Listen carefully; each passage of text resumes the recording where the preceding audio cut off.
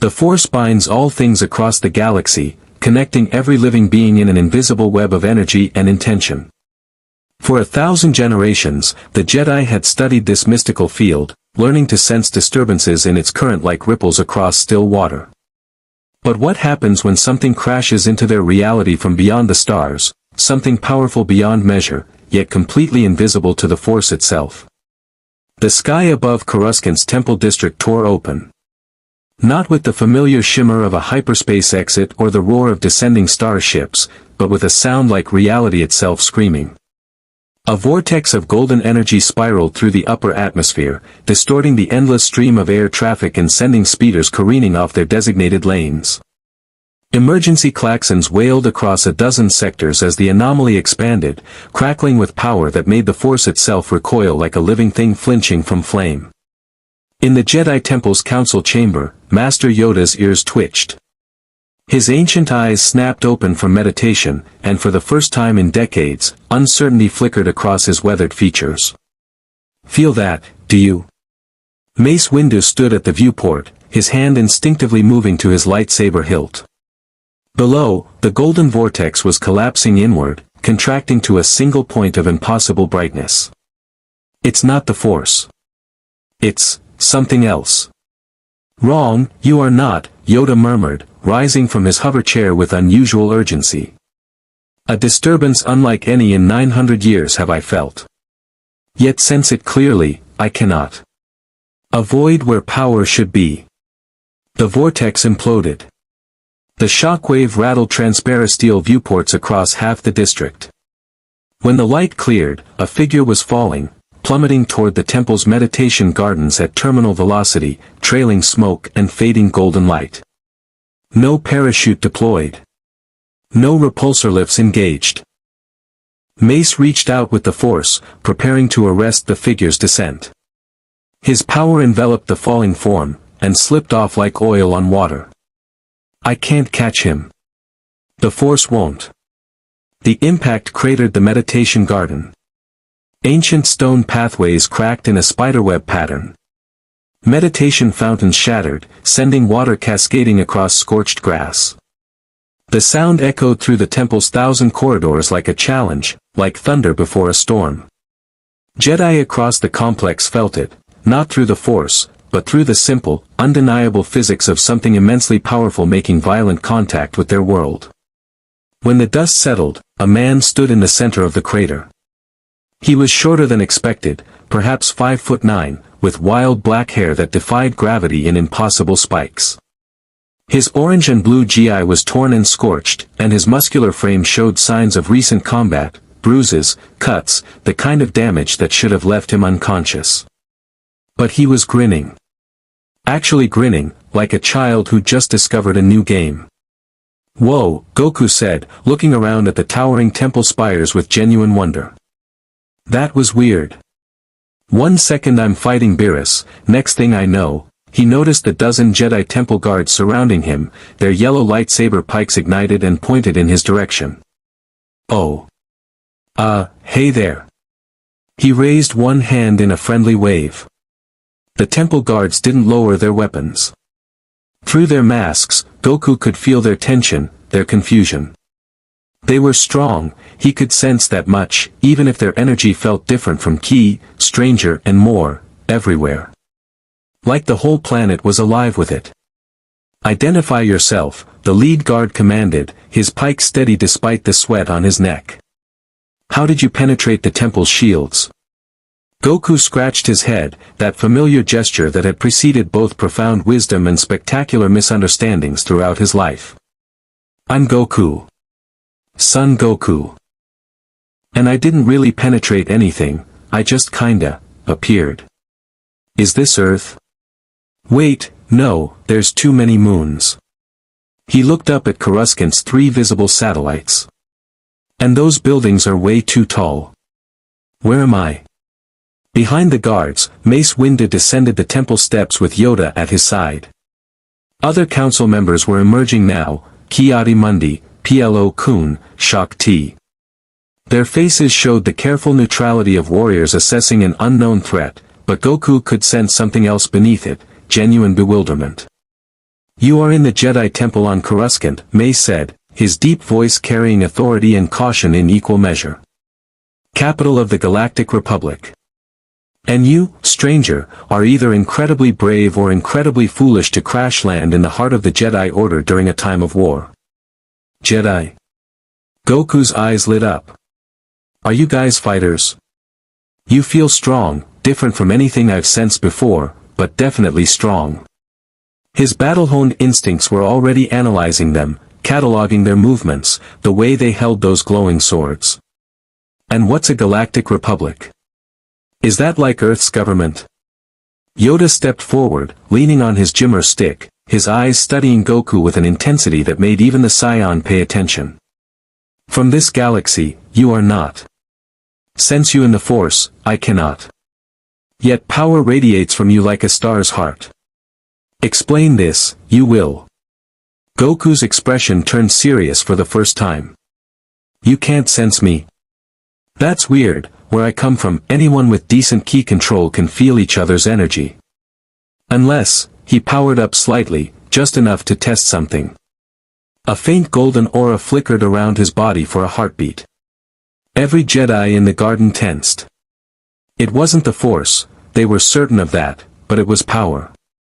Raw, immense, and completely foreign to their understanding of the universe. Fascinating, Mace breathed. It's like looking at a sun through a filter. We can see the effect, but we can't touch the source. Dangerous, this one may be, Yoda said quietly. Or perhaps, precisely what the Force has sent us, at the hour of our greatest need. His ancient eyes narrowed. To the council chambers, you will come. Questions, we have.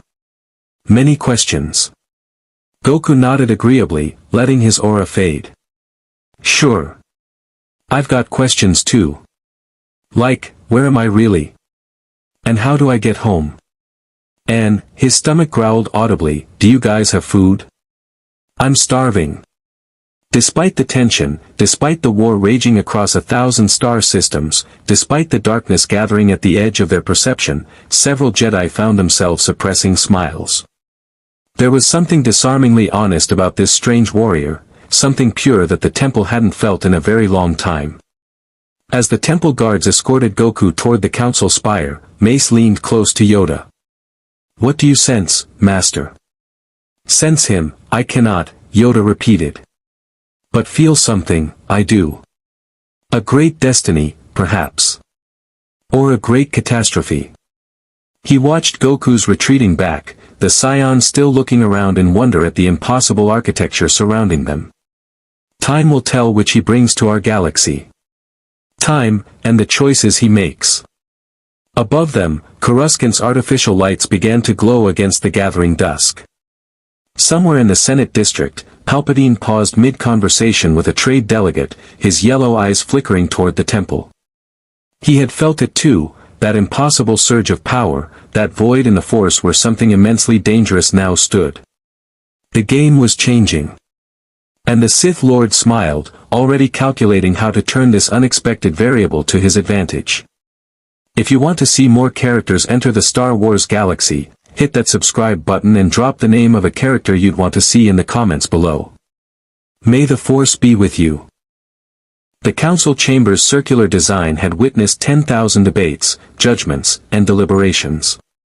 Holocrons preserved the wisdom of Jedi who had sat in these very chairs centuries before the Republic's current form had even existed. But in all that accumulated history, in all those recorded sessions, there had never been a meeting quite like this. Goku stood in the center of the chamber, rotating slowly to take in each council member.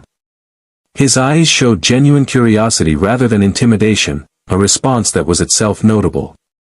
Most who stood before the assembled masters of the Jedi Order felt the weight of their combined presence, the centuries of wisdom and power focused into a single space. This stranger seemed more interested in the view out the windows. Incredible, he murmured, watching the endless stream of air traffic flowing past the temple's spires. Your whole planet is one giant city. How many people live here? 1 trillion souls call Coruscant home, Kiadi Mundi answered, his tall frame leaning forward with scientific interest. Though your question suggests you come from a less densely populated world. Way less, Goku agreed. Earth's got maybe 7 billion people, and that's after we stopped blowing it up every few years.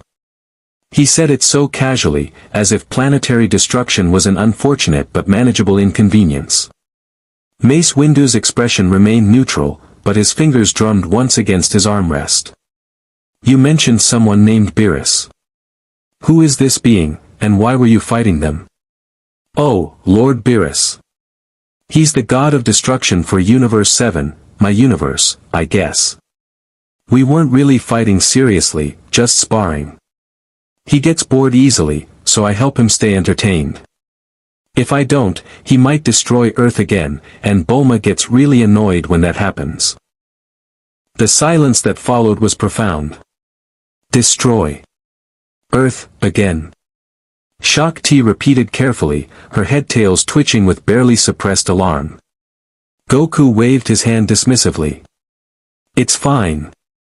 The Dragon Balls can wish it back. They can undo pretty much anything, death, planetary destruction, you name it. We've gotten pretty good at collecting them over the years. Yoda's eyes had narrowed to slits. These Dragon Balls, powerful artifacts, they are. Wish back the dead, you say. Balance of life and death, disturb they do not. I mean, there are rules, Goku admitted, scratching his head in that characteristic gesture. You can't wish back someone who died of natural causes if they don't want to come back. And you can only wish back someone once, at least with Earth's Dragon Balls. The Namekian ones are more flexible. He paused, noticing their expressions. What? Is that weird here? There is no such power in our galaxy, Plo-kun said, his voice modulated through his breathing mask. Death is absolute. The Force may preserve consciousness, but the body, once destroyed, cannot be restored. That's rough, Goku said with genuine sympathy. So when someone dies here, they're just gone. Their essence joins with the Force, Obi-Wan Kenobi spoke up from his seat, stroking his beard thoughtfully. But yes, the physical form is lost. Which makes your casual mention of planetary destruction and resurrection rather disturbing, I must say. Mace leaned forward, his dark eyes intense. This god of destruction, Beerus. How powerful is he, compared to you? Goku's expression turned serious, and for the first time, the council members saw the warrior beneath the friendly exterior. Way more powerful than me. Even with Ultra Instinct, that's my strongest form, I can maybe entertain him for a while. But if Beerus decided to actually destroy something, really destroy it, I couldn't stop him. Nobody could, except maybe Whis, his attendant. Yet you fight him for entertainment? Kit Fisto asked, his perpetual smile faltering slightly. Well, yeah. He's strong, and I love fighting strong opponents. That's how I get stronger myself, by pushing past my limits. Goku's eyes brightened. Actually, that's perfect. You guys must have strong fighters here, right? I mean, those glowing swords are pretty cool, and I can tell you all have some kind of special power. Maybe we could spar sometime. Mace exchanged a glance with Yoda. The stranger's priorities were becoming clear, and deeply concerning. Mr. Goku. We are not warriors who fight for sport. The Jedi are peacekeepers, guardians of the Republic. We use our abilities only in defense of others. Oh. Goku looked genuinely confused. But you're in a war, right? That guard guy mentioned it earlier. So you do fight. The Clone Wars, Yoda confirmed gravely. A conflict forced upon us by the Separatist Alliance. Fight we must, but revel in combat, we do not. A necessary burden, war is. Not a joy. Goku frowned, trying to understand. Where he came from, fighting strong opponents was the greatest expression of respect, a way to test yourself and grow. These Jedi seemed to view it as an unfortunate necessity. It was like meeting warriors who were ashamed of being warriors.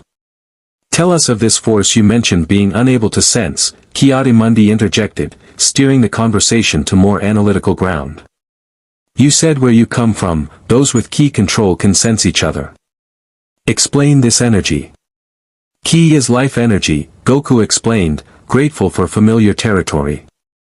Every living thing has it, animals, plants, even planets themselves.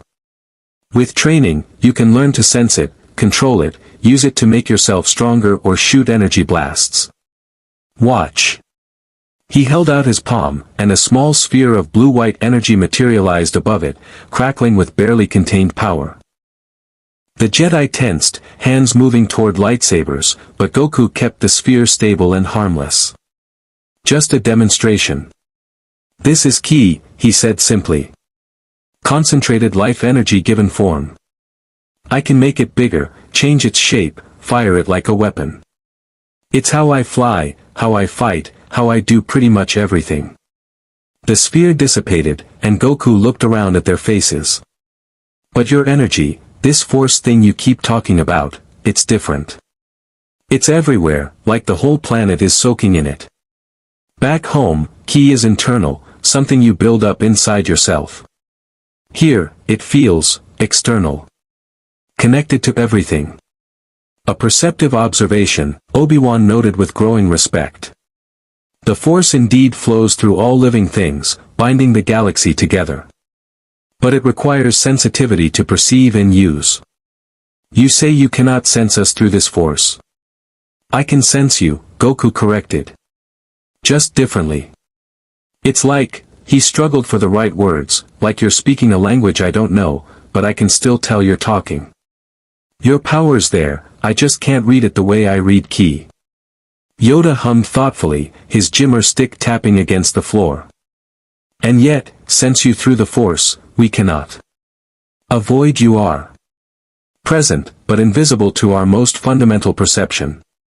His eyes fixed on Goku with unnerving intensity. Dangerous, such a void could be. A threat we cannot anticipate or counter. The temperature in the room seemed to drop. Goku realized, perhaps for the first time, that he wasn't just being questioned, he was being evaluated as a potential enemy. I'm not here to cause trouble, he said earnestly. I don't even know how I got here. One minute I'm sparring with Beerus in my universe, the next I'm crashing into your meditation garden. I just want to figure out how to get home. And if you cannot? Mace asked quietly. What then? Will you fight in our war? Choose a side. Or simply wander the galaxy seeking strong opponents to battle? Goku opened his mouth to answer, then closed it. He honestly didn't know. Fighting strong opponents was his nature, his joy, his reason for training every day. But these Jedi clearly viewed that differently. And from what little he'd seen of Coruscant, this wasn't like Earth. This was a galaxy-spanning civilization, with politics and wars and complexities he couldn't begin to understand yet. I don't know, he admitted. But I know I won't hurt innocent people. I've spent my whole life protecting Earth from threats, aliens, androids, gods, demons, you name it. I'm a good guy. He grinned. Maybe not the smartest guy, but definitely one of the good ones. Despite themselves, several council members felt tension ease slightly. There was something deeply sincere about this strange warrior, something uncomplicated in a galaxy that had grown far too complex. A test, Yoda announced suddenly. Give you, we will. Your power, demonstrate you must. Your intentions, prove. Then decide we shall, ally, guest, or threat. Goku's grin widened. A test? Like a sparring match? Precisely that, Mace said, rising from his seat. Outside, the sun was setting over Coruscant's endless cityscape, painting the sky in shades of orange and purple. Tomorrow, in the temple's training grounds, you will face Jedi Knights in combat. Show us what you can do, Son Goku. Show us if your power is something we should welcome, or fear. As the council dismissed him and temple guards arrived to escort him to guest quarters, Goku couldn't help the excitement building in his chest. A chance to test himself against a completely new type of fighter. To see what these Force users could do.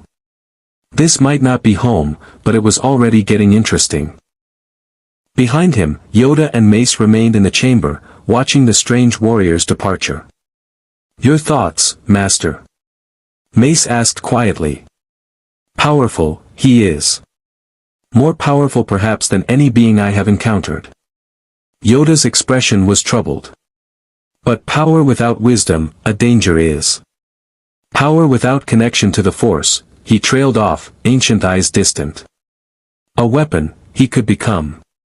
The question is, whose weapon?" In the Senate district, Palpatine stood at his office viewport, fingers steepled as he gazed toward the Jedi Temple.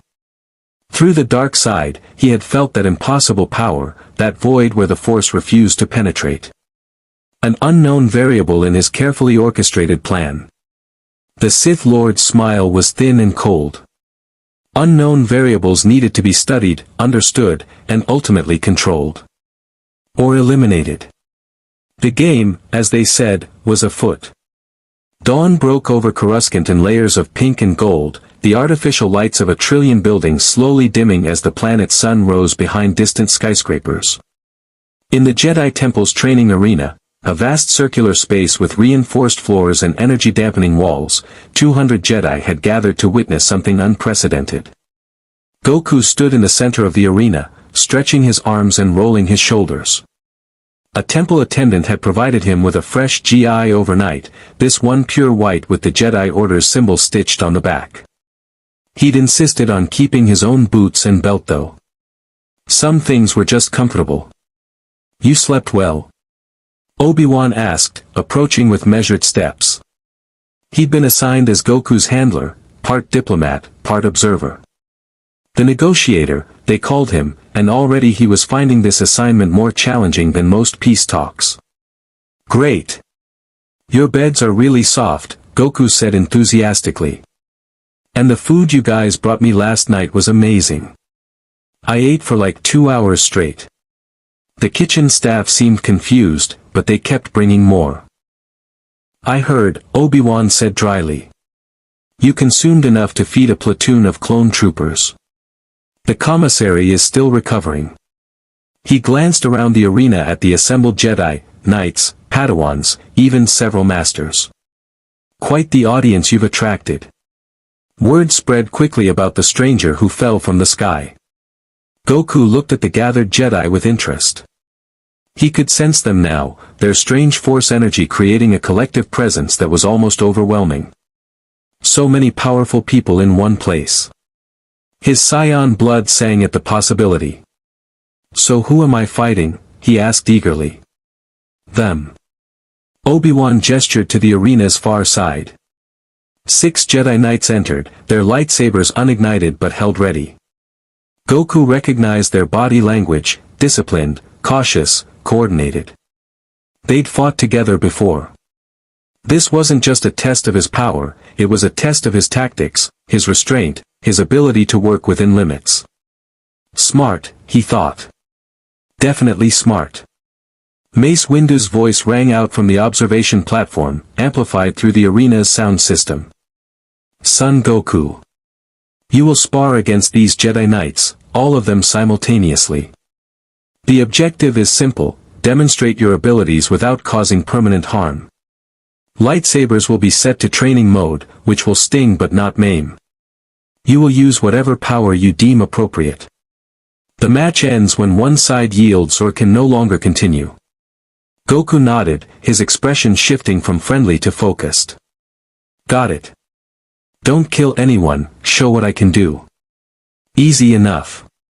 "One more thing," Yoda's aged voice added.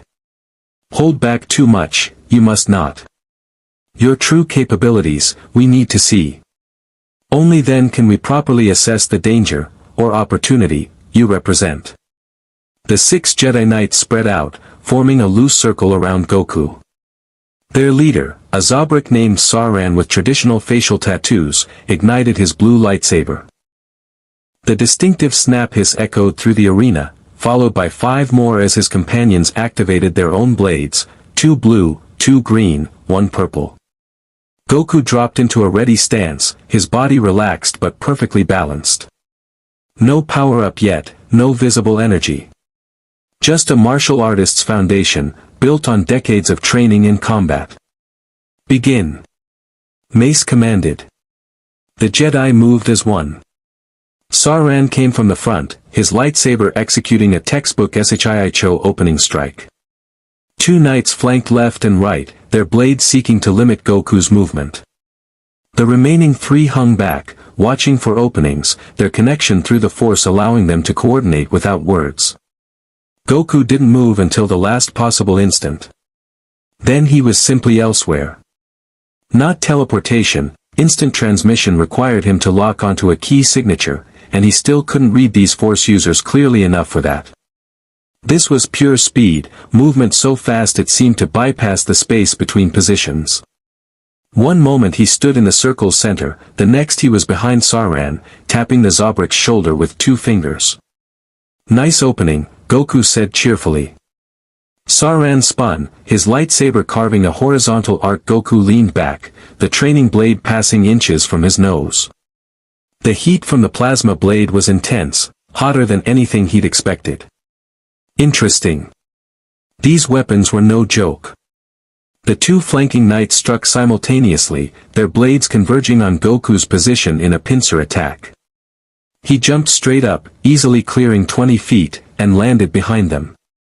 A casual kick, barely more than a tap, sent one knight stumbling forward into his companion. Both went down in a tangle of robes and deactivated lightsabers. 2 down, someone muttered in the audience. The remaining 4 knights regrouped, their formation tighter now. Goku could see them communicating somehow, their eyes unfocused for split seconds as information passed between them. That Force connection, he realized. They were sharing what they learned, adapting in real time. "Not bad," he said approvingly. "You guys work together really well." A female Mirialan knight named Tira struck from an unexpected angle, her green blade thrust toward Goku's center mass while her free hand extended in a pushing motion. Goku felt it, that strange Force energy gathering and then erupting outward. A telekinetic shove that would have sent most opponents flying. He took a half step back from the impact, his feet skidding slightly on the arena floor. That was all. Tira's eyes widened behind her falling strike. Goku caught her lightsaber hand gently, stopping the blade's momentum, and redirected it harmlessly to the side. "That pushing thing you did, can you teach me that? It feels like ki, but different." She tried to pull free. Goku's grip was immovable, his fingers like dura steel around her wrist. Not painful, just absolutely unmovable. "I yield," she said quietly. Goku released her immediately, his grin returning. "Thanks for the match." The 3 remaining knights, Sauron and 2 humans, exchanged glances. Their opponent hadn't even powered up yet, hadn't shown any of that golden energy from yesterday's arrival.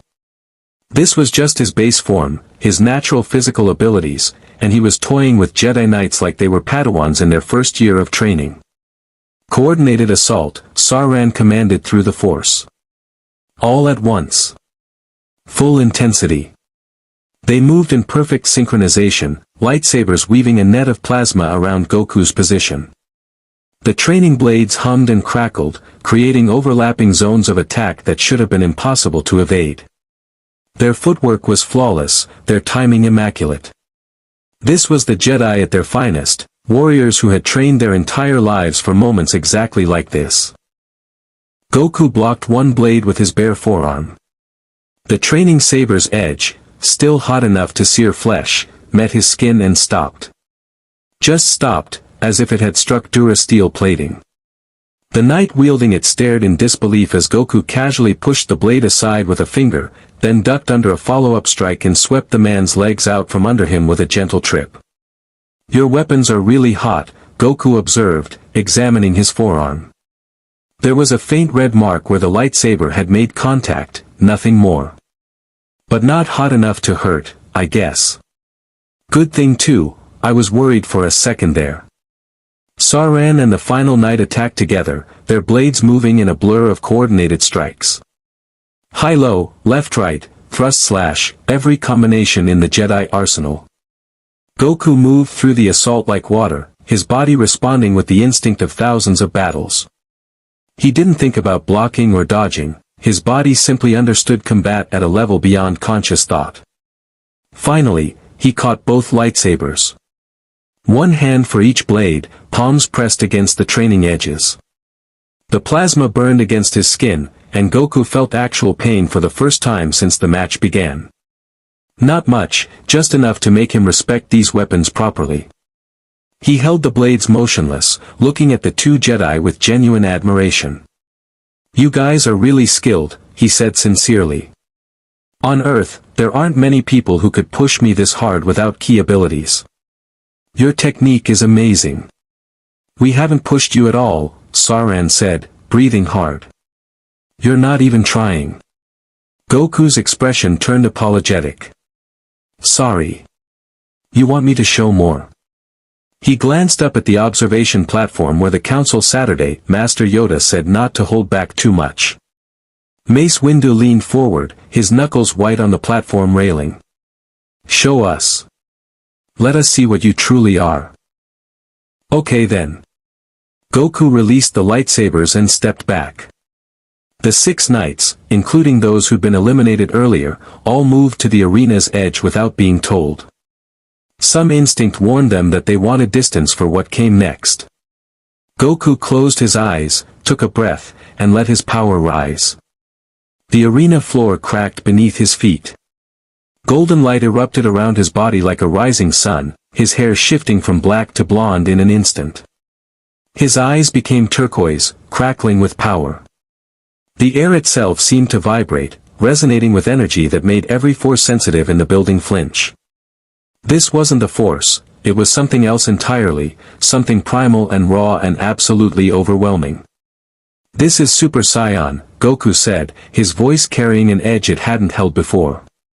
"My first transformation. There are others, way stronger ones, but this should be enough to give you an idea." He moved.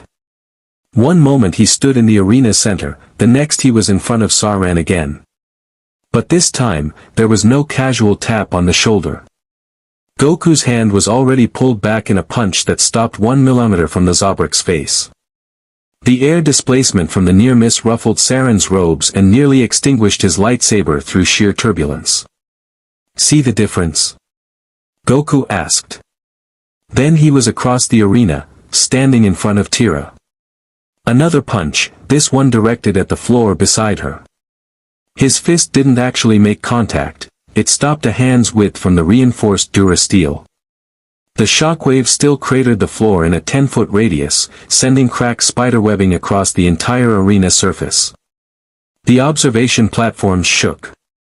Several Padawans stumbled. Through the force, every Jedi in the temple felt it, not the power itself, but its effects, the way it made reality bend around this golden warrior. Goku appeared back in the center, powering down.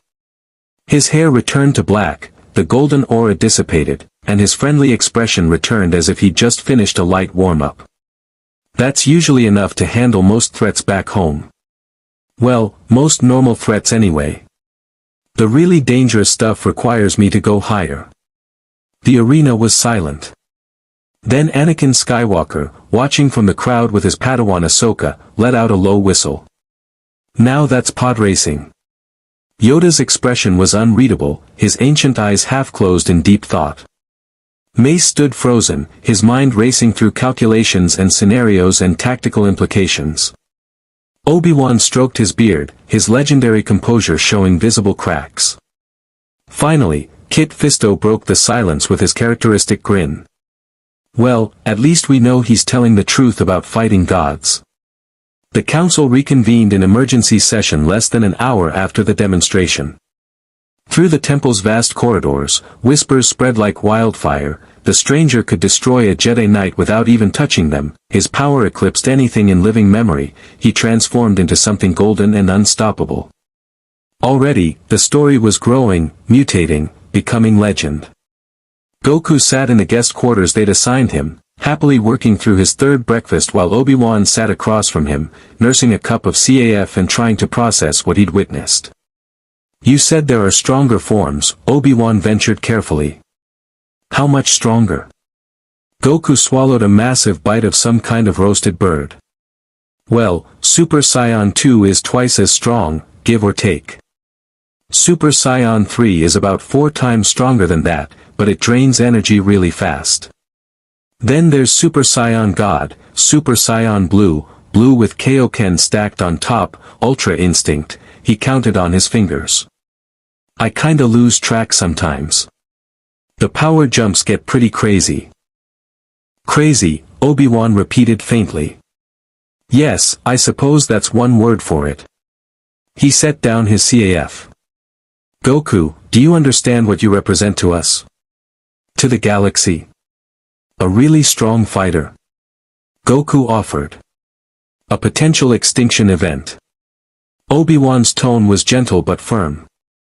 "In that arena, you demonstrated the ability to kill trained Jedi Knights without effort. You cratered reinforced flooring with a punch that didn't even land. And that was, by your own admission, your weakest transformation." He leaned forward. "Now imagine what the Separatists would do to acquire that power. Or worse, what the Sith would do." "The Sith?" Goku paused mid-bite. "Master Yoda mentioned them yesterday. They're bad guys, right? The worst kind." Obi-Wan's expression darkened. "The Sith are users of the dark side of the Force, the aspect fueled by anger, hatred, fear, and aggression. For a millennium, we believed them extinct. But they've returned, and they're orchestrating this war from the shadows. We know of at least 2, a master and an apprentice. Count Dooku, who leads the Separatist Alliance, is one. His master remains hidden." Goku's expression grew serious. "So there's someone even stronger than this Dooku guy, pulling the strings?" "We believe so. And if they learn about you," Obi-Wan didn't finish the sentence. He didn't need to. A chime at the door interrupted them. A protocol droid entered, its golden plating reflecting the morning light. "Master Kenobi, the Council requests Son Goku's presence. There is also a holographic transmission from Separatist space. Count Dooku wishes to speak with the Jedi Council, and he specifically requested that the Golden Warrior be present." Obi-Wan and Goku exchanged glances. "That was fast," Goku said. "Too fast," Obi-Wan agreed grimly. "Which means Dooku has spies in the temple, or his Sith master does. Come on. And Goku? Let me do most of the talking." The council chamber's holoprojector flickered to life, and Count Dooku's distinguished features materialized in blue holographic light. The former Jedi looked every bit the aristocrat, elegant beard, curved lightsaber hilt at his belt, eyes that radiated intelligence and barely concealed contempt. "Masters," Dooku greeted with a slight bow that somehow conveyed more mockery than respect. "I trust I'm not interrupting your morning meditations." "Your courtesy is as hollow as your cause, Dooku," Mace replied coldly. "What do you want?" "Want? I merely wish to congratulate you on your new recruit." Dooku's gaze shifted to Goku, who stood slightly behind Obi-Wan. "The Golden Warrior who fell from the sky. News of your little demonstration has already reached my networks. Quite the impressive display, by all accounts." Goku stepped forward despite Obi-Wan's restraining hand on his shoulder. "You're Count Dooku. Obi-Wan says you're one of the bad guys." A flicker of amusement crossed Dooku's holographic face. Master Kenobi has always had a talent for oversimplification. "Tell me, warrior, do you even understand the war you've stumbled into? Do you know why the Separatists fight?" "Not really," Goku admitted. "I just got here." How refreshingly honest. Dooku clasped his hands behind his back. "The Galactic Republic is corrupt, bloated, and dying. The Senate cares only for power and profit. The Jedi have become the Republic's attack dogs, compromising their principles to serve politicians. We of the Separatist Alliance seek freedom from this decay, the right to govern ourselves without bureaucratic interference. He makes it sound noble, Obi-Wan interjected sharply. But the Separatists are backed by corporate cartels interested only in profits. They use droid armies to conquer worlds and enslave populations. Their freedom is freedom for the wealthy and powerful to exploit everyone else. Dooku's smile was thin. And the Republic's clone army, grown in tubes, programmed for obedience, bred to die for a government they cannot even vote for, is somehow more moral. Goku looked between them, his brow furrowed. You both have armies that aren't really people. Just manufactured soldiers. The question hung in the air, uncomfortable in its simplicity. Both sides of the Clone Wars relied on artificial armies, the Republic's clones and the Separatist droids. Neither asked their citizens to actually fight. It was a war of proxies, of manufactured combatants dying for causes that most civilians only watched on HoloNet broadcasts. The clones are people, Obi-Wan said firmly. They have names, personalities, hopes. I've fought beside them. They're as human as anyone. Semantics, Dooku dismissed. But I digress. Son Goku, I extend an invitation. Come to Sereno, my home world. See the Separatist Alliance with your own eyes, free from Jedi propaganda. Judge for yourself which side deserves your considerable power. He's not interested in your lies, Dooku, Mace growled. I'm not interested in being recruited by anyone, Goku corrected, his tone pleasant but firm. Where I come from, I've fought bad guys who wanted to rule planets, blow up suns, or just kill everyone for fun. I've learned that the ones who try hardest to convince you they're right are usually the ones with the most to hide. Dooku's expression hardened. Profound wisdom from someone who destroys meditation gardens as an entrance. Tell me, warrior, in your universe, do you serve a government? Fight for a cause? Or do you simply battle whoever strikes your fancy, consequences be damned? The question hit closer to home than Dooku probably realized. Goku had spent most of his life fighting for personal reasons, to protect friends, to test himself against strong opponents, to pursue his own growth. Governments, politics, ideology, those had never really been his concern. I fight to protect people, Goku said after a pause. That's it. If someone's hurting innocents, I stop them. I don't really care about the politics. How convenient for the Jedi, Dooku sneered. A weapon without political complications. A warrior who can be pointed at the Separatist Alliance without questioning whether the Republic's cause is just. His holographic form leaned forward. But make no mistake, son Goku, the Jedi will use you. They will aim your power at their enemies and call it righteous. And when you've served your purpose, when the war is won or lost, they will cast you aside or bind you with their codes and restrictions. That's enough, Yoda interjected, his voice carrying unexpected steel. Come here to recruit, you did. Failed, you have. This conversation is over. One last thing. Dooku's eyes glinted. My master is most interested in meeting you, son Goku. He senses great potential in one so powerful yet so untouched by the Force. He believes you could benefit from his guidance. Your master is a Sith Lord, Ki-Adi-Mundi stated. A practitioner of the dark side. Why would we allow Goku anywhere near such corruption? Because I am not afraid of corruption, Goku said quietly. Everyone turned to look at him. Where I'm from, I've faced gods of destruction, embodiments of evil, enemies who could literally erase me from existence. I've even fought someone who absorbed people and stole their power. But I'm still me. I'm still Goku. He looked directly at Dooku's hologram. If your master wants to meet me, I'll meet him. But if he tries to hurt people or make me do something wrong, I'll fight him. Simple as that. The council chamber erupted in protests, multiple masters speaking at once. Only Yoda remained silent, watching Goku with those ancient, calculating eyes. Dooku's smile returned, genuine this time. I will relay your message. How delightfully naive. My master will be most entertained. The hologram flickered. Until we meet, Golden Warrior. I suspect it will be sooner than the Jedi would prefer. The transmission ended. Mace rounded on Goku immediately. You cannot seriously be considering meeting with a Sith Lord. They are manipulators, corruptors. The dark side is insidious. Peace, Master Windu, Yoda interrupted, raising one three-fingered hand. Acting from fear, you are. Precisely what the dark side feeds upon. He studied Goku thoughtfully. Trust in the Force, we must. And perhaps, trust in this warrior's pure heart. Sense Dooku's darkness, did you? Goku nodded. Yeah. Something about him felt off. Angry underneath all that fancy talk.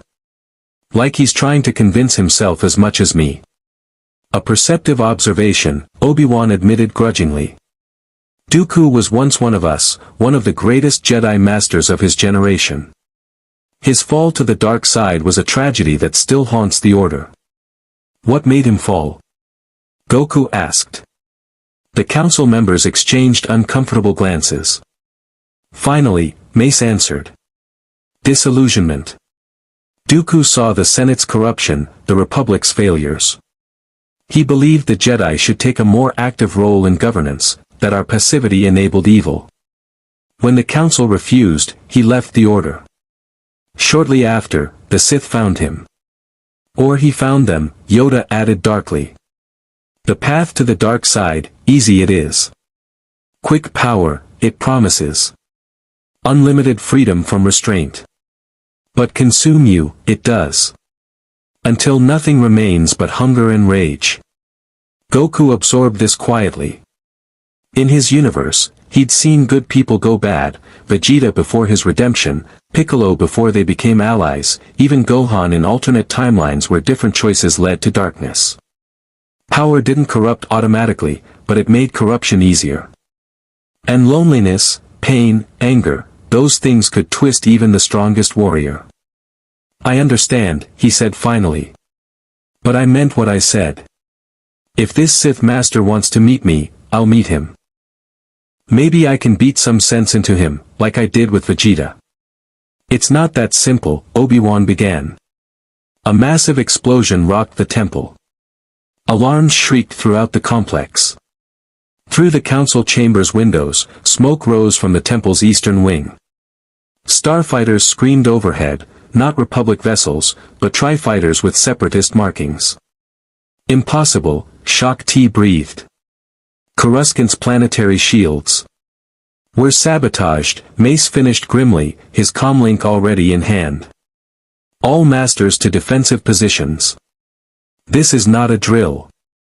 Goku moved to the window, watching the attacking ships wheel and dive through Coruscant's air traffic. People were dying down there, he realized. Civilians caught in the crossfire. His hands clenched into fists. Where are they attacking from? He asked quietly. Multiple vectors, Plo-kun reported, studying a tactical display. Droidekas on the lower levels, vulture droids in the air, and, his voice caught, a Providence-class destroyer just dropped out of hyperspace above the temple. General Grievous is aboard. Dooku's holographic warning suddenly made terrible sense. This wasn't an invasion. It was a test.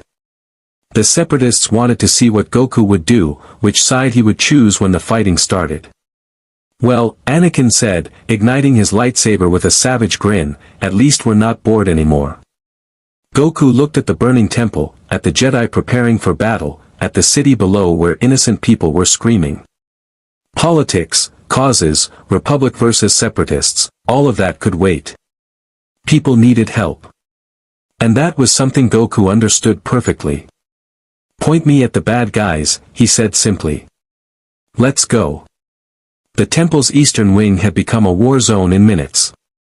Destroyer droids, droidekas, rolled through the corridors in their will forms, unfurling into tripod configurations and deploying energy shields. Their twin blasters spat crimson bolts that chewed through ancient stone and sent Padawans scrambling for cover. Above, vulture droids shrieked through the smoke, their laser cannons stitching lines of destruction across meditation balconies and training halls. Goku landed in the middle of the chaos without ceremony, having simply jumped from the council spire and fallen several hundred feet to the battle below. The impact cratered the marble floor, and a dozen droidekas immediately swiveled toward him, their mechanical vocabulators clicking in binary as they calculated firing solutions. They opened fire simultaneously. Goku stood still, arms crossed, as the blaster bolt struck him. Each impact created a small flash of light and a puff of smoke against his GI. When the barrage ended and the smoke cleared, he was completely unharmed, looking down at the scorch marks on his clothes with mild annoyance. "Ah man, and this GI was brand new," he complained. The droideka's processors briefly locked up, unable to reconcile their sensor data with observed reality. Their target should have been vaporized. Instead, he was worried about his outfit. Goku moved. His fist punched through the first droideka's shield as if it wasn't there, crumpling the mechanical body like tin foil. The second he kicked, sending it careening through 3 of its companions in a cascade of sparking metal. The remaining 7 attempted to recalibrate, but Goku was already among them, his movements a blur of devastating efficiency. In less than 5 seconds, the entire squad was reduced to smoking wreckage. "Impressive," a voice called from above. Goku looked up to see a figure descending on a cable, humanoid but wrong, with 4 arms and a body that was more machine than organic. Duranium plating covered his torso, and a tattered cape billowed behind him. But it was the eyes that caught Goku's attention, yellow, burning with barely contained rage and hunger. General Grievous, Supreme Commander of the Separatist Droid Army, landed with predatory grace. His 4 hands moved to his belt, drawing 4 lightsabers, trophies taken from Jedi he'd killed. The blades ignited in sequence, blue, green, green. Each one a life ended, a warrior defeated. "So you're the anomaly," Grievous said, his voice a mechanical rasp. "The golden warrior who cannot be sensed through the Force. Dooku ordered me to test you. I will enjoy adding your corpse to my collection. You kill Jedi?" Goku's tone shifted, the friendly warmth draining away. "How many?" "I've stopped counting."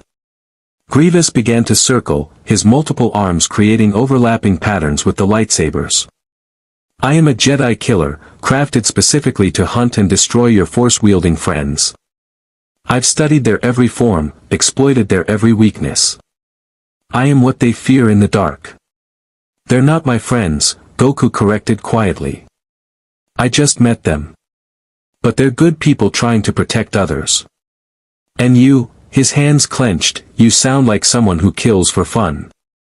"I kill because I excel at it." Grievous lunged, all 4 lightsabers converging in a quadruple strike that should have overwhelmed any defense. Goku caught 2 blades with his hands and blocked the other 2 with his forearms. The plasma edges burned against his skin. These weren't training sabers, these were real weapons set to kill. He felt genuine pain, more than from the training match, but his grip held firm. The lightsabers couldn't cut through, couldn't penetrate his ki-reinforced body. Grievous' eyes widened behind his mask. "Impossible. You should be severed." "These swords are really hot," Goku observed, his tone conversational despite the deadly situation. "Way hotter than the training ones. But I've been hit by attacks that could destroy planets. Your lightsabers are pretty cool, but they're not that strong." He pushed, and Grievous staggered backward despite his mechanical strength enhancements. The cyborg general snarled and attacked again, his 4 arms moving in a blur of strikes, feints, and combinations. It was beautiful in its way, a deadly dance perfected through hundreds of kills, every movement optimized for maximum lethality. Goku dodged everything, his body moving on pure instinct. He'd fought 4-armed opponents before, hell, he'd fought opponents with dozens of arms. Grievous was skilled, absolutely, but his movements followed patterns. Predictable patterns born from fighting Jedi who relied on lightsabers and force powers. "You're really good with those swords," Goku said, ducking under a decapitation strike. "But you're also really predictable. Every attack is designed to kill Force users who fight a certain way." "I don't fight that way." "Then how do you fight?" Grievous demanded, frustration bleeding into his mechanical voice. "Like this." Goku's finger poked Grievous in the chest plate, a simple tap, barely more than a touch. The duranium armor crumpled inward. The cyborg general flew backward, crashing through a stone pillar and embedding himself in the wall 20 feet away. Around them, the battle raged. Clone troopers had arrived now, their white armor marked with unit designations as they exchanged fire with battle droids. Jedi Knights moved through the chaos, their lightsabers deflecting blaster bolts and cutting through metal opponents. Goku saw Anakin Skywalker fighting alongside his Padawan Ahsoka, their coordination flawless as they carved through a squad of super battle droids. Grievous extracted himself from the wall, his vocabulator coughing out static. "You dare. General." A tactical droid's voice crackled through his comlink. "The Golden Warrior's power exceeds projections. Count Dooku orders immediate withdrawal." This was a reconnaissance mission, not a... Grievous crushed the comlink in one mechanical hand. "I will not retreat from this. This warrior." Goku supplied helpfully. "Fighter. Really strong guy. Abomination." Grievous roared. He triggered something on his belt and his torso began to spin, all four lightsabers creating a deadly whirlwind of plasma. It was his ultimate technique, the attack that had killed dozens of Jedi, an unstoppable wheel of death that overwhelmed defenses through sheer continuous assault. Goku waited until Grievous was fully committed to the spin, then stepped forward and flicked the cyborg's forehead. The spinning stopped instantly. Grievous' optical sensors flickered, his entire body systems momentarily overloaded by the impact. When his vision cleared, he was lying on his back, all four lightsabers scattered across the floor, and Goku was standing over him with an expression of genuine curiosity. "You're part machine, part organic," Goku observed. "What happened to you? Were you always like this?" For a moment, something flickered in Grievous' eyes, not rage or hatred, but pain. Ancient pain from a past he rarely acknowledged. "I was, improved. Made stronger. Better than I was." "But you're not happy," Goku said quietly. "I can tell. You fight angry, like you're trying to prove something. That's not real strength. That's just, sad." The word struck deeper than any physical blow could have. Sad. This creature who'd killed so many Jedi, this terror of the Clone Wars, was being called sad by a warrior who defeated him without even transforming. Overhead, the Providence-class destroyer was retreating, its turbolasers providing covering fire as vulture droids broke off their attack runs. The Separatist forces were withdrawing, the test concluded. They'd learned what they needed to know about the Golden Warrior. Grievous activated his wrist-mounted grappling cable, preparing to escape. But he paused, looking back at Goku one last time. "You fight without hate, without fear." "How?" "Because I love fighting," Goku answered simply. "Not killing, fighting. Testing myself, getting stronger, protecting people I care about. Fighting for hate or revenge just makes you empty inside." He offered a hand to help Grievous up. "You could try it sometime. Fighting because you want to, not because you're angry." Grievous stared at the offered hand as if it were a live thermal detonator. Then he launched himself upward on his grapple cable, disappearing into the smoke and chaos without another word. Anakin appeared beside Goku, his lightsaber still ignited and his face showing the battle high of successful combat. "Did you just offer to help up the guy who was trying to kill you?" "He seemed like he needed it," Goku said, watching the cyborgs retreat. "Plus, I don't think he really wanted to fight me. His boss ordered him to." Anakin struggled for words. That's either the most naive or most wise thing I've ever heard. I honestly can't tell which. The battle was ending now. Clone troopers secured the perimeter while Jedi healers attended to the wounded. The attack had been surgical, focused, designed to test the temple's defenses and specifically to see what Goku would do. Casualties were surprisingly light, considering the firepower deployed. Mace Windu strode through the debris, his purple lightsaber finally deactivating. His eyes found Goku immediately. You fought alongside us. You chose to protect the temple. I chose to protect people, Goku corrected. The droids were hurting innocents. That made them bad guys. Simple choice. Nothing about this war is simple, Mace countered. But you have our gratitude nonetheless. He glanced at the scattered wreckage of droidekas, the grievous-shaped hole in the wall. Though I'm beginning to understand why you called this your weakest form. You didn't even transform. Didn't need to, Goku said with a shrug. Grievous was strong, but not that strong. If I'd gone Super Saiyan, I might have accidentally brought down the whole building. He looked around at the damaged temple, guilt crossing his features. I should probably be more careful. You guys have really nice architecture here. Ahsoka approached, her montrals slightly singed but her eyes bright with excitement. That was incredible. You just destroyed those droidekas with your bare hands. Can you teach me how to do that? Ahsoka, don't bother Anakin started. Sure. Goku interrupted cheerfully. It's all about key control and focusing your energy. Though I don't know if it works the same way with this force thing you guys use. We could try though. Anakin and Mace exchanged glances, a silent conversation passing between them. This strange warrior had just proven himself in combat, demonstrated restraint despite overwhelming power, and was now offering to train a Padawan in his techniques. He was either the greatest asset or the greatest liability the Jedi Order had encountered in living memory. Possibly both. Obi-Wan joined the group, brushing dust from his robes. The Senate is in an uproar. A separatist attack on Coruscant itself is unprecedented.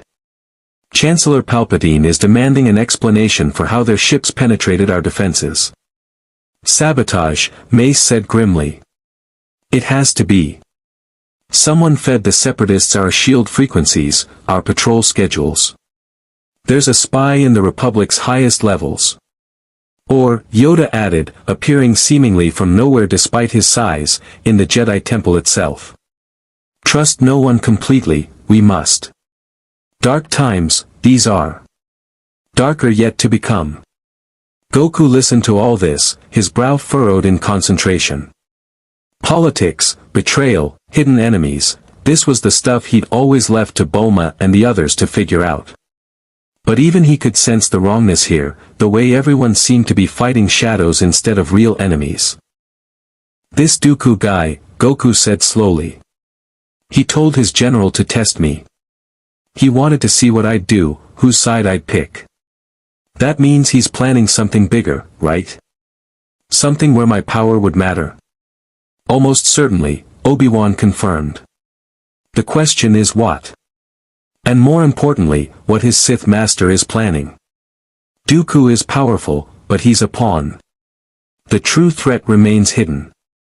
Then I should meet this master, Goku said decisively. Figure out what he wants, what he's planning. Maybe fight him if he's as bad as you guys say. Absolutely not, Mace said immediately. The Sith are afraid of me, Goku interrupted, his voice quiet but certain. That's why they tested me today. They wanted to see if I was a threat. And now they know I am. He looked at each Jedi in turn. So either they'll try to kill me, recruit me, or avoid me. And I can work with any of those options. Yoda studied him for a long moment, those ancient eyes seeing something the others might have missed. The will of the Force, unclear it is. But perhaps this warrior's instincts, trust we should. Brought him here for a reason, the Force did. That reason, revealed it will be. As the Jedi began coordinating cleanup efforts and tending to the wounded, Goku stood amid the wreckage of his first real battle in this strange galaxy. He'd made his choice, thrown his lot in with the side that seemed to be protecting people. But Dooku's words lingered, questions about corruption and manipulation, about whether the Jedi were really the heroes they claimed to be. In the Senate district, Palpatine watched footage of the battle on a secure holoprojector, his expression neutral but his mind racing. The Golden Warrior was even more powerful than initial reports suggested. And worse, he seemed genuinely incorruptible, no anger to exploit, no fear to manipulate, no ambition to twist. Such beings were dangerous to carefully laid plans. They needed to be controlled, corrupted, or eliminated before they disrupted the grand design. The Sith Lord smiled thinly. Fortunately, he had centuries of dark side knowledge at his disposal, and one particular technique that might prove useful. After all, every warrior, no matter how pure, had darkness somewhere in their heart. It was simply a matter of finding it. 3 days after the attack, Chancellor Palpatine extended a formal invitation for Goku to visit the Senate building. The Jedi Council had debated the request for hours, Mace arguing against it, Yoda remaining cryptically neutral, Obi-Wan suggesting it might provide useful intelligence. In the end, they'd agreed, but with conditions. Anakin would accompany Goku as both guide and observer. The Senate building dominated Coruscant's government district, a massive dome that housed the representatives of thousands of worlds. Inside, repulsorpids floated in a vast circular chamber, each containing senators who debated legislation that affected trillions of lives. It was democracy on a galactic scale, grand and inspiring and, as Goku was quickly learning, incredibly boring. And the trade routes through the Perlenian sector require renegotiation given the recent separatist blockades, a senator was droning as Anakin led Goku through the observation gallery. I propose Amendment 773 to subsection 12 of the Commerce Regulation Act. Does it always go like this? Goku whispered. For hours, Anakin confirmed with barely concealed amusement. Sometimes days. Welcome to Republic democracy, where everything takes forever and nothing really changes. They passed through security checkpoints where red-armored Senate guards scanned them with suspicious efficiency. Goku noticed how the guards' hands never strayed far from their force pikes, how their eyes tracked his every movement. Word of the Golden Warrior had spread through every level of Coruscant's government. Palpatine's office occupied the Senate building's highest level, with panoramic views of the city-planet stretching to every horizon. The Chancellor himself stood at the viewport when they entered, a grandfatherly figure in elegant robes, his face kind and his smile welcoming. "Ah, young Skywalker," Palpatine greeted warmly. "And you must be Son Goku. Welcome, welcome. Please, sit. I've had my staff prepare refreshments." The office was tastefully decorated with art from across the galaxy, sculptures, paintings, artifacts that spoke of culture and refinement. Goku noticed a particular statue though, something dark and angular that made his skin prickle. It felt wrong somehow, like it was absorbing light rather than reflecting it. "Thank you for seeing me on such short notice," Palpatine continued, settling into his chair with practiced ease. "I wanted to personally express the Republic's gratitude for your actions during the recent attack. The Jedi informed me you were instrumental in repelling General Grievous." "I just helped out," Goku said, accepting a glass of something blue and sweet. "People were in danger. It wasn't really a choice. Wasn't it?" Palpatine leaned forward, his eyes sharp despite the grandfatherly demeanor. "You're not a citizen of the Republic. You have no stake in our war, no obligation to risk yourself for our causes. Yet you fought alongside the Jedi without hesitation. That speaks to remarkable character. Or remarkable naivety," Anakin added with a slight smirk, though his tone held affection. He'd spent the last 3 days training with Goku in the temple, sparring sessions that had left the Chosen One both humbled and inspired. "Perhaps both," Palpatine agreed genially. "But tell me, Goku, may I call you Goku, what do you think of our galaxy so far? You've seen the Jedi Temple, witnessed our conflicts. What impressions have you formed? It was a trap, Goku realized with surprising clarity. A question designed to reveal his allegiances, his biases, his vulnerabilities. Back home, he would have answered honestly without thinking. But 3 days with the Jedi had taught him that words mattered here, that politics was its own kind of battlefield. Everyone seems really stressed, he said finally. Like they're fighting a war nobody wants, for reasons nobody fully understands. The Jedi tell me the Separatists are bad, but Dooku said the Republic is corrupt. And from what I've seen, both sides use armies they didn't even ask their people about. Palpatine's expression flickered, just for an instant, something cold passing behind his eyes before the warmth returned. A perceptive observation. Yes, the Clone Wars have been complicated. The Separatists forced our hand, you understand. Their droid armies threatened peaceful worlds, and the Republic had to respond. The clone army was created, somewhat controversially, to meet that threat. Created how? Goku asked. Anakin mentioned something about them being grown in tubes. On Kamino, Anakin supplied. They're clones of a bounty hunter named Jango Fett. Genetically engineered for combat, trained from birth, absolutely loyal to the Republic. They're good men, I've fought beside them for 3 years now. But, he hesitated, glancing at Palpatine.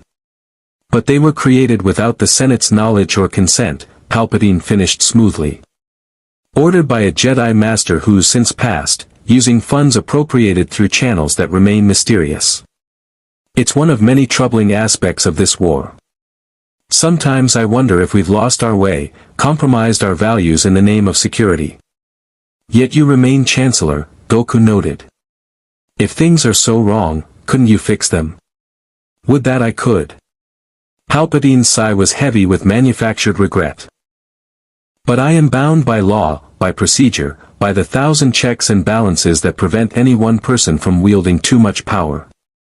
Even with emergency powers granted by the Senate, there are limits to what I can accomplish. The bureaucracy moves slowly, and our enemies exploit every delay. Goku studied the Chancellor, trying to sense what he was really feeling. But unlike with most people, Palpatine was hard to read. His energy was there, Goku could feel the life force, the presence, but it was muted somehow, wrapped in layers that made the true person difficult to perceive. You're hiding something, Goku said bluntly. The temperature in the room dropped. Anakin stiffened, his hand instinctively moving toward his lightsaber. Palpatine's smile froze, becoming something carved from ice rather than born from warmth. I beg your pardon, the Chancellor said softly. Your energy, Goku explained, unaware of the danger he was courting. It's all wrapped up, tucked away. Everyone else I've met here, Jedi, soldiers, even that Grievous guy, they're all open, easy to sense. But you're like a locked box. Why hide what you're feeling? For a long moment, Palpatine said nothing.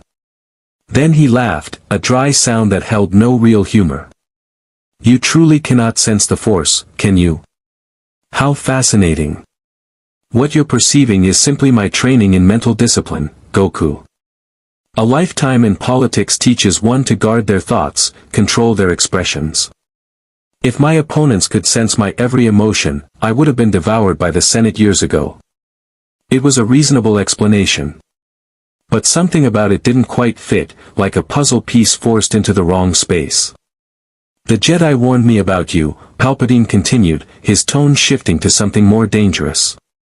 They said you were powerful but naive, strong but easily manipulated. I see now they were half right. You are strong, perhaps the strongest being I've ever encountered. But naive? He shook his head. No. You see too clearly for that.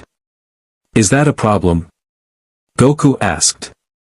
That depends entirely on what you do with your clarity. Palpatine rose from his chair, moving to the viewport. This galaxy is dying, Goku. The Republic is rotting from within, the Jedi have become dogmatic and blind, and the Separatists offer only chaos and exploitation. War has consumed a generation. Trillions suffer while politicians debate procedure. So fix it, Goku said simply. How? Palpatine spun to face him, and for just an instant, his mask slipped. The grandfatherly chancellor vanished, replaced by something ancient and hungry and utterly ruthless. The Senate won't grant me the authority I need. The Jedi Council undermines my decisions. The Separatists refuse every peace offering. Tell me, warrior, if you had the power to save trillions by sacrificing millions, would you do it? No, Goku answered immediately. Because I'd find a way to save everyone. There's always another way if you're strong enough to find it. Always. Palpatine's voice was silk over razors. What if the choice was absolute? What if saving the many required destroying the few? What if the only path to peace required embracing methods you found distasteful? Goku stood, his expression hardening. Then I'd get stronger until I could make a third choice. That's what I've always done. When the bad guys seemed too powerful, I trained harder. When the threat seemed impossible, I found new transformations. Power isn't about making hard choices, it's about making hard choices unnecessary. The philosophy of someone who's never truly failed, Palpatine observed coldly. How wonderful to be so powerful that morality remains simple. But most beings aren't like you, Goku. Most of us must make compromises, accept necessary evils, do what must be done even when it sickens us. Then maybe you need better options, Goku countered. Or better people offering them. The silence that followed was absolute. You see too clearly for that. Is that a problem? Goku asked. That depends entirely on what you do with your clarity. Palpatine rose from his chair, moving to the viewport. This galaxy is dying, Goku. The Republic is rotting from within, the Jedi have become dogmatic and blind, and the Separatists offer only chaos and exploitation. War has consumed a generation. Trillions suffer while politicians debate procedure. So fix it, Goku said simply. How? Palpatine spun to face him, and for just an instant, his mask slipped. The grandfatherly chancellor vanished, replaced by something ancient and hungry and utterly ruthless. The Senate won't grant me the authority I need. The Jedi Council undermines my decisions.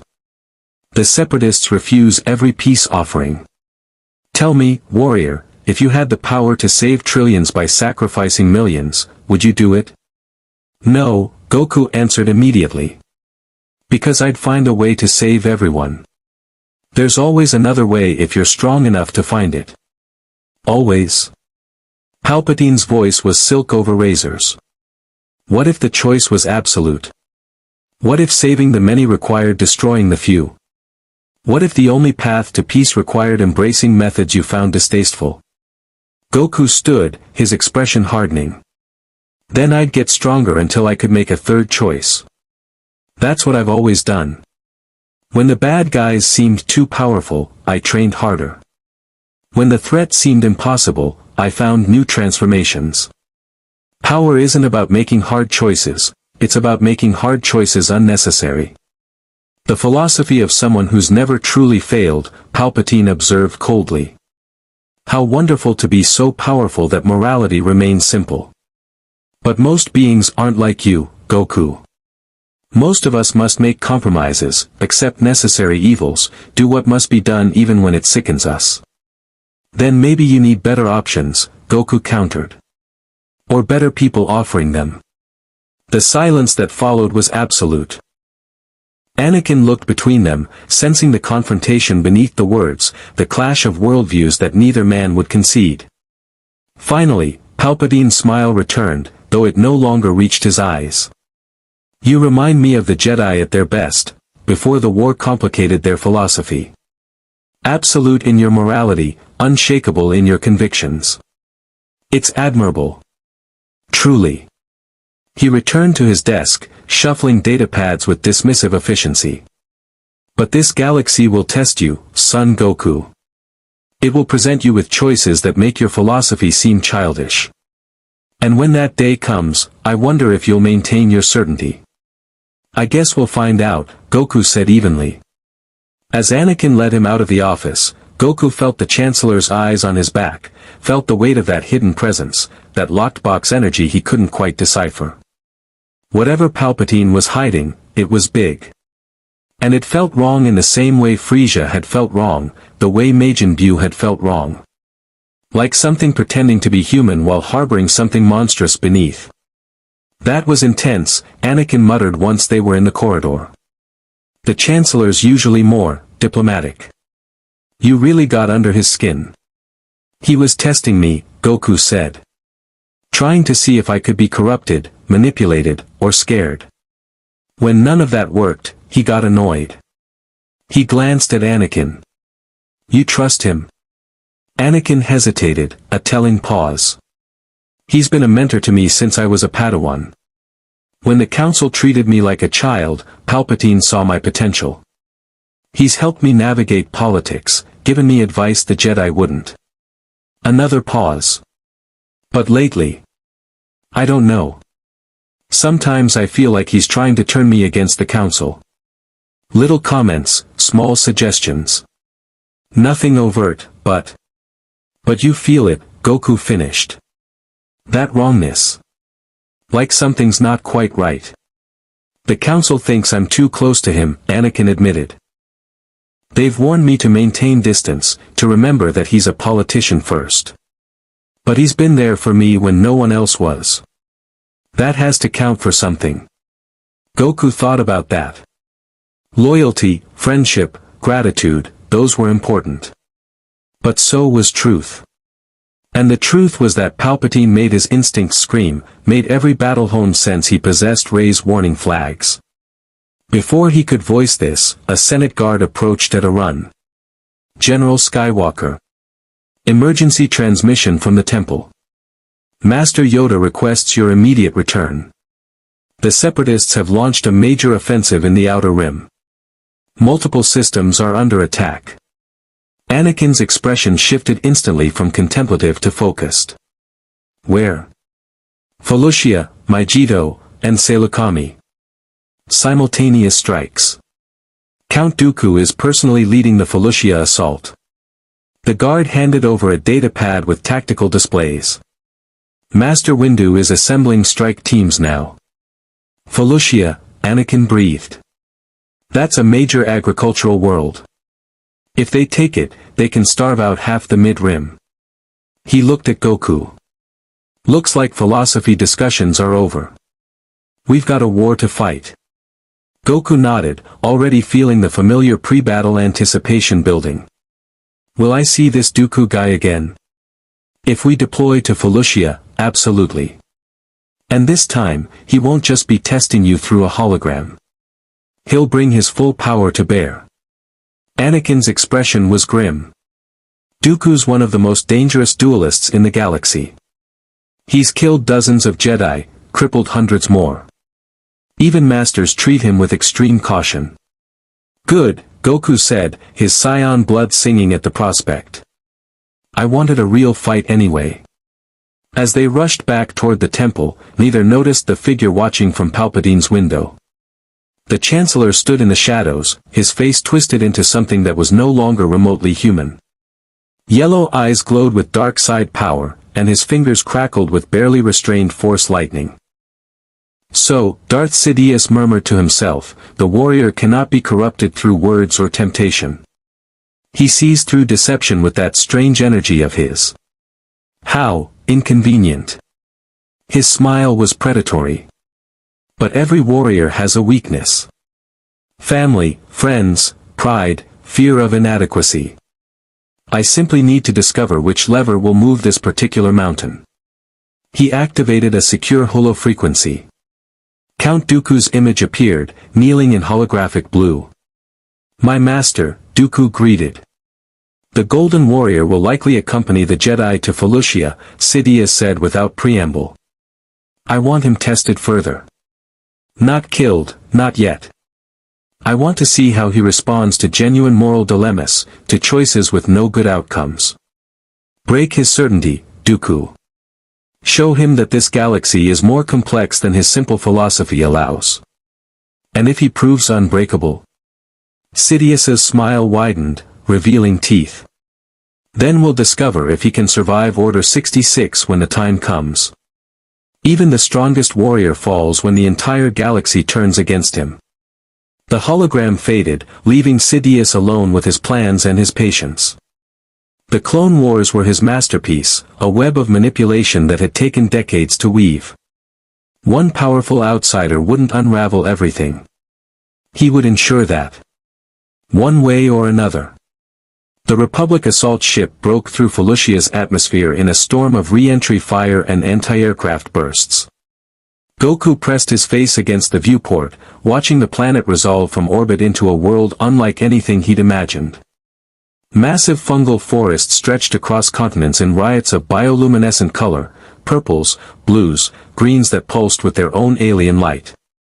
The air itself seemed alive, thick with spores and moisture that turned every vista into a fever dream. Beautiful, isn't it? Obi-Wan said, checking his lightsaber for the third time. Also incredibly deadly. Felucia's entire ecosystem is designed to dissolve and consume organic matter. The locals have adapted, but off-worlders need environmental suits for extended exposure. I'll be fine, Goku said, already sensing the planet's strange vitality. The whole world hummed with life energy, dense and chaotic. It reminded him of the deepest jungles on Earth, but amplified 100-fold. The assault ship's hold contained 200 clone troopers of the 501st Legion, Anakin's personal unit.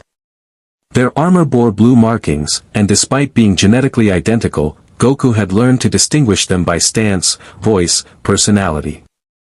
Captain Rex stood near the deployment ramp, his modified helmet tucked under one arm, his expression focused. 2 minutes to drop zone, Rex announced.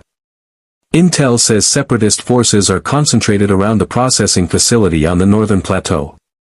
Count Dooku was sighted there personally, along with a full droid battalion and at least 3 Munificent-class frigates in low orbit providing fire support. Typical Dooku, Anakin muttered. He always picks defensible positions and dares us to come after him. He glanced at Goku. You ready for this? Real combat, not a training exercise. I was born ready, Goku said with a grin. Though I gotta ask, why do you guys always use ships? Couldn't you just jump down from orbit? Obi-Wan's eyebrow arched.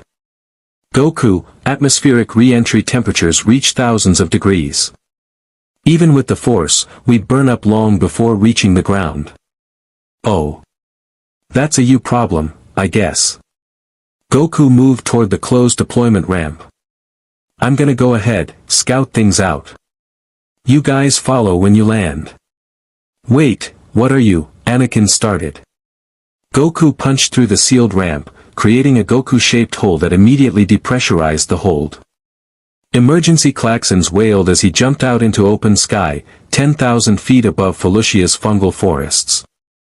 Wind screamed past as he fell, his GI whipping around him, the ground rushing up with fatal speed.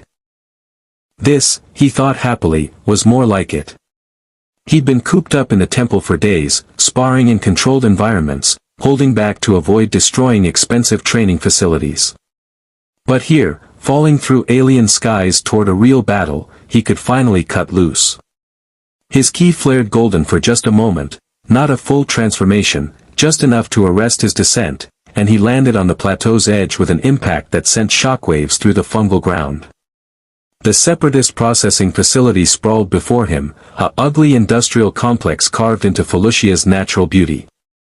Smokestacks belched toxins into the pristine air while conveyor systems harvested the planet's unique spores for pharmaceutical processing.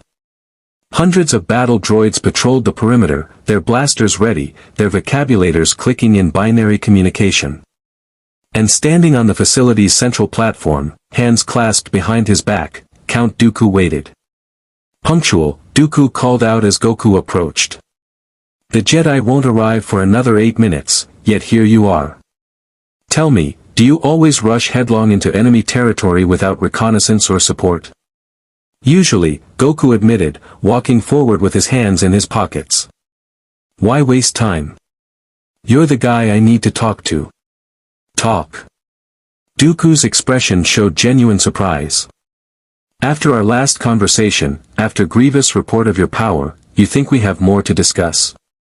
You used to be a Jedi, Goku said, stopping about 20 feet away. Master Windu told me. You were one of the greatest, then you left.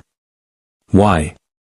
Dooku regarded him for a long moment, his elegant features betraying nothing. Then, surprisingly, he answered. Because the Jedi Order is a lie, son Goku. They claim to serve the light, to be guardians of peace and justice.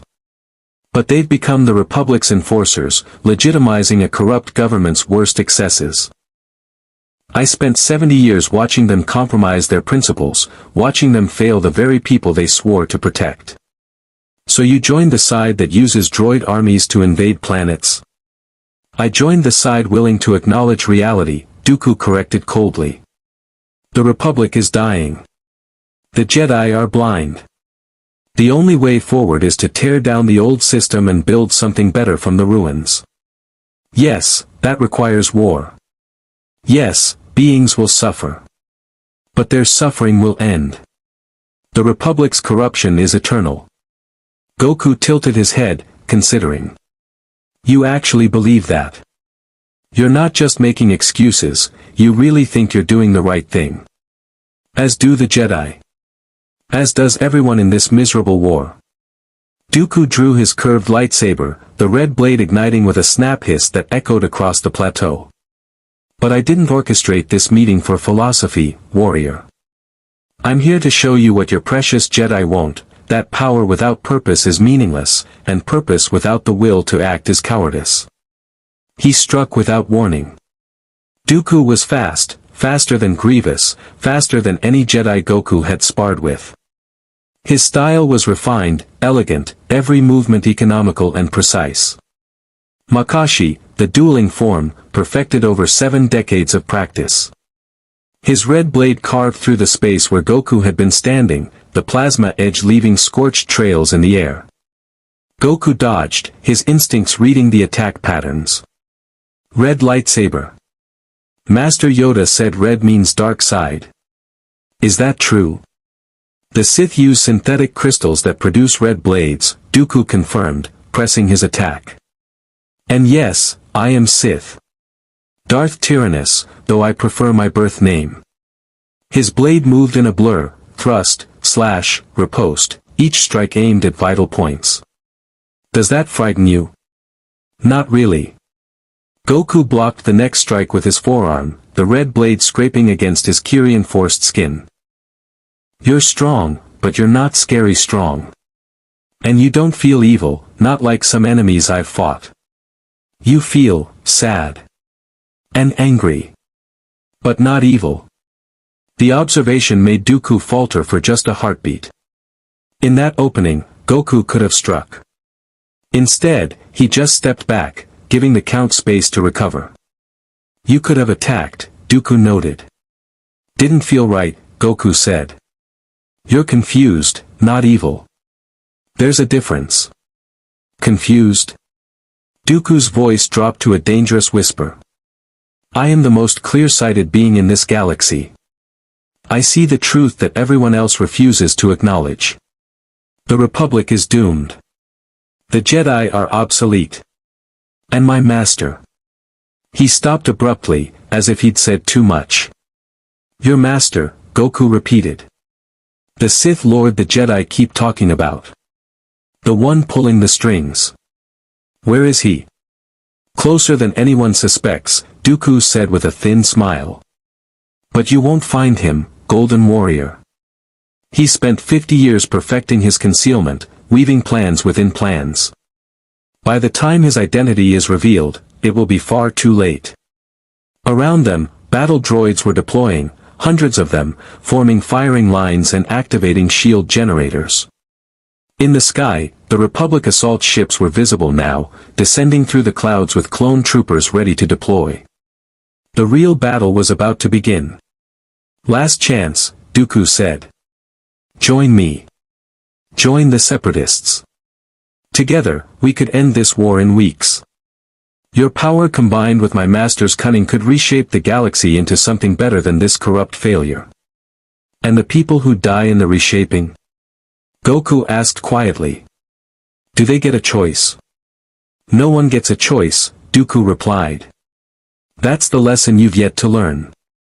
We are all prisoners of history, of circumstance, of forces beyond our control. The only freedom is in choosing which side of inevitability you stand on. That's the saddest thing I've ever heard, Goku said genuinely. Where I come from, we make our own choices. We fight our own battles. Yeah, gods and destroyers exist, but they don't control everything. We're free because we choose to be. Then you've lived in a kinder universe than this one. Dooku raised his free hand, and Goku felt it, that force energy gathering, condensing into something violent. Allow me to educate you in this galaxy's harsh realities. Lightning erupted from Dooku's fingertips. Blue-white electrical energy arced across the space between them, more intense than anything the training sabers had produced. This was Force Lightning, the dark side's most aggressive power, designed to torture and kill. It struck Goku full on, wrapping around his body in crackling tendrils. It hurt. Not like the lightsabers, which his ki-enhanced body could mostly resist. This was different, energy that targeted the nervous system directly, that bypassed physical defenses to attack the body's electrical systems. Goku gritted his teeth, his muscles spasming involuntarily. You feel it now, Dooku said, intensifying the assault. Pain without physical damage. Agony without wounds. This is the dark side's gift, power that transcends mere physical law. Through the pain, Goku forced himself to think. This lightning was energy, just like ki blasts. It had a source, a flow, a pattern. And if it was energy, he could. He absorbed it. Not completely, he didn't have that kind of control over this strange force power, but enough. His ki rose automatically, meeting the lightning halfway, creating a buffer that reduced the pain from excruciating to manageable. The electricity still crackled around him, but it was weakening, being drained by his body's natural energy system. Dooku's eyes widened. Impossible. Force lightning cannot be absorbed by non-force users. It violates every principle of. Goku punched him. Not hard, not even close to hard by his standards, but enough to send the Count flying backward into a battle droid squad. The droids collapsed like bowling pins, and Dooku rolled to a stop, his elegant robes scorched and torn. That really hurt, Goku said, rubbing his arms where the lightning had struck. Way more than those metal guys' blasters. Is that your strongest attack? Dooku rose, and for the first time, genuine uncertainty crossed his features. You absorbed Force Lightning. No Jedi can do that without specialized training. How? Same way I absorb any energy attack, Goku explained. I mean, it was different from ki blasts, but the principle's the same. Energy is energy. You just gotta know how to work with it. Around them, the battle was joined in earnest now. Republic gunships roared overhead, deploying clone troopers who immediately engaged the droid forces. Lightsabers ignited across the battlefield, Anakin and Obi-Wan leading the charge, Ahsoka carving through super battle droids with her dual blades. The air filled with blaster fire, explosions, and the sounds of war. But in their small circle, Dooku and Goku remained focused on each other. You're wasted on the Jedi, Dooku said finally. They'll never understand you. Your power, your philosophy, it's all too foreign to their dogma. But my master could teach you things about the Force that the Jedi don't even know exist. Dark and light are just labels. Real power transcends such simple categories. Maybe, Goku acknowledged. But I've seen what happens when people chase power for its own sake. They lose themselves. Become empty. Your lightning. It was strong, yeah. But it was also hollow. Like you're not really living, just going through motions. The word struck deeper than any physical blow. Dooku's mask cracked, just for an instant, and Goku saw the old man beneath, tired, disillusioned, trapped in a web of choices he could no longer escape. "I've fought monsters," Goku said quietly. "I've fought demons, gods, and destroyers. Some of them enjoyed killing. Some did it because they had to. But all of them faced me directly." He tightened his grip slightly. "You hide behind armies and orbital strikes. That's not strength. That's cowardice." Dooku struggled uselessly, the Force doing nothing against the absolute physical superiority holding him. "You can't kill me, not in you." "I'm not going to kill you," Goku said, releasing him. Dooku collapsed, gasping. "But I am going to stop you. Whatever you and your master are planning, whoever this Sith Lord is, I'll find him. And when I do, I'll make him answer for every person who died because of your war."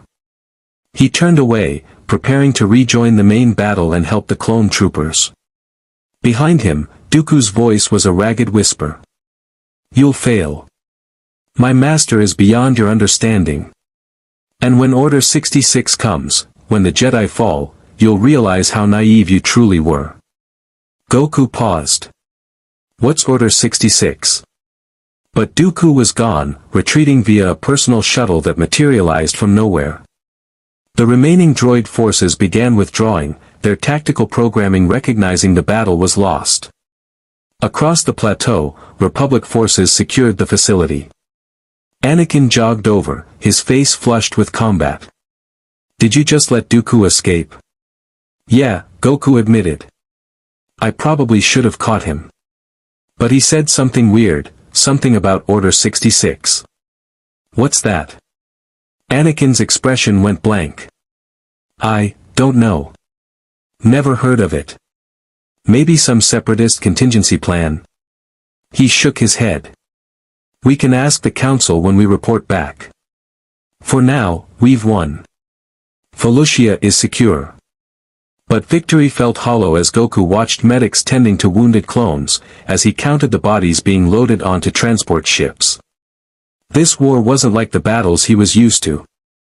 There were no Dragon Balls to wish people back, no way to undo the dead.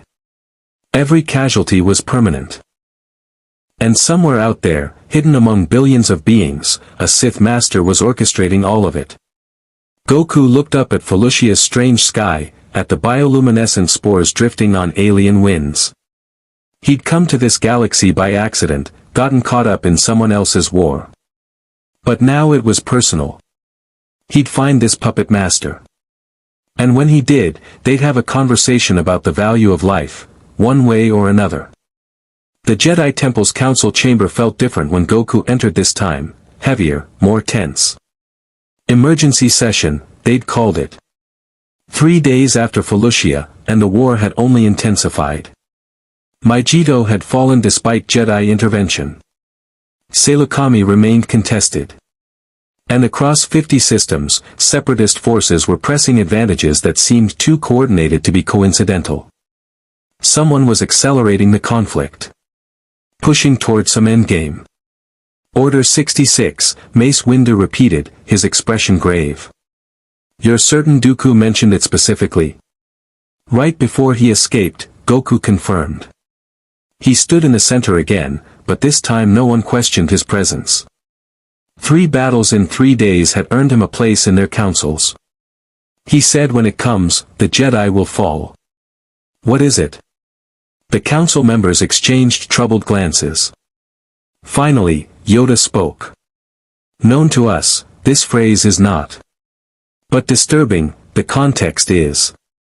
A contingency plan against the Jedi Order, it suggests. We've searched the Republic military database," Obi-Wan added, stroking his beard.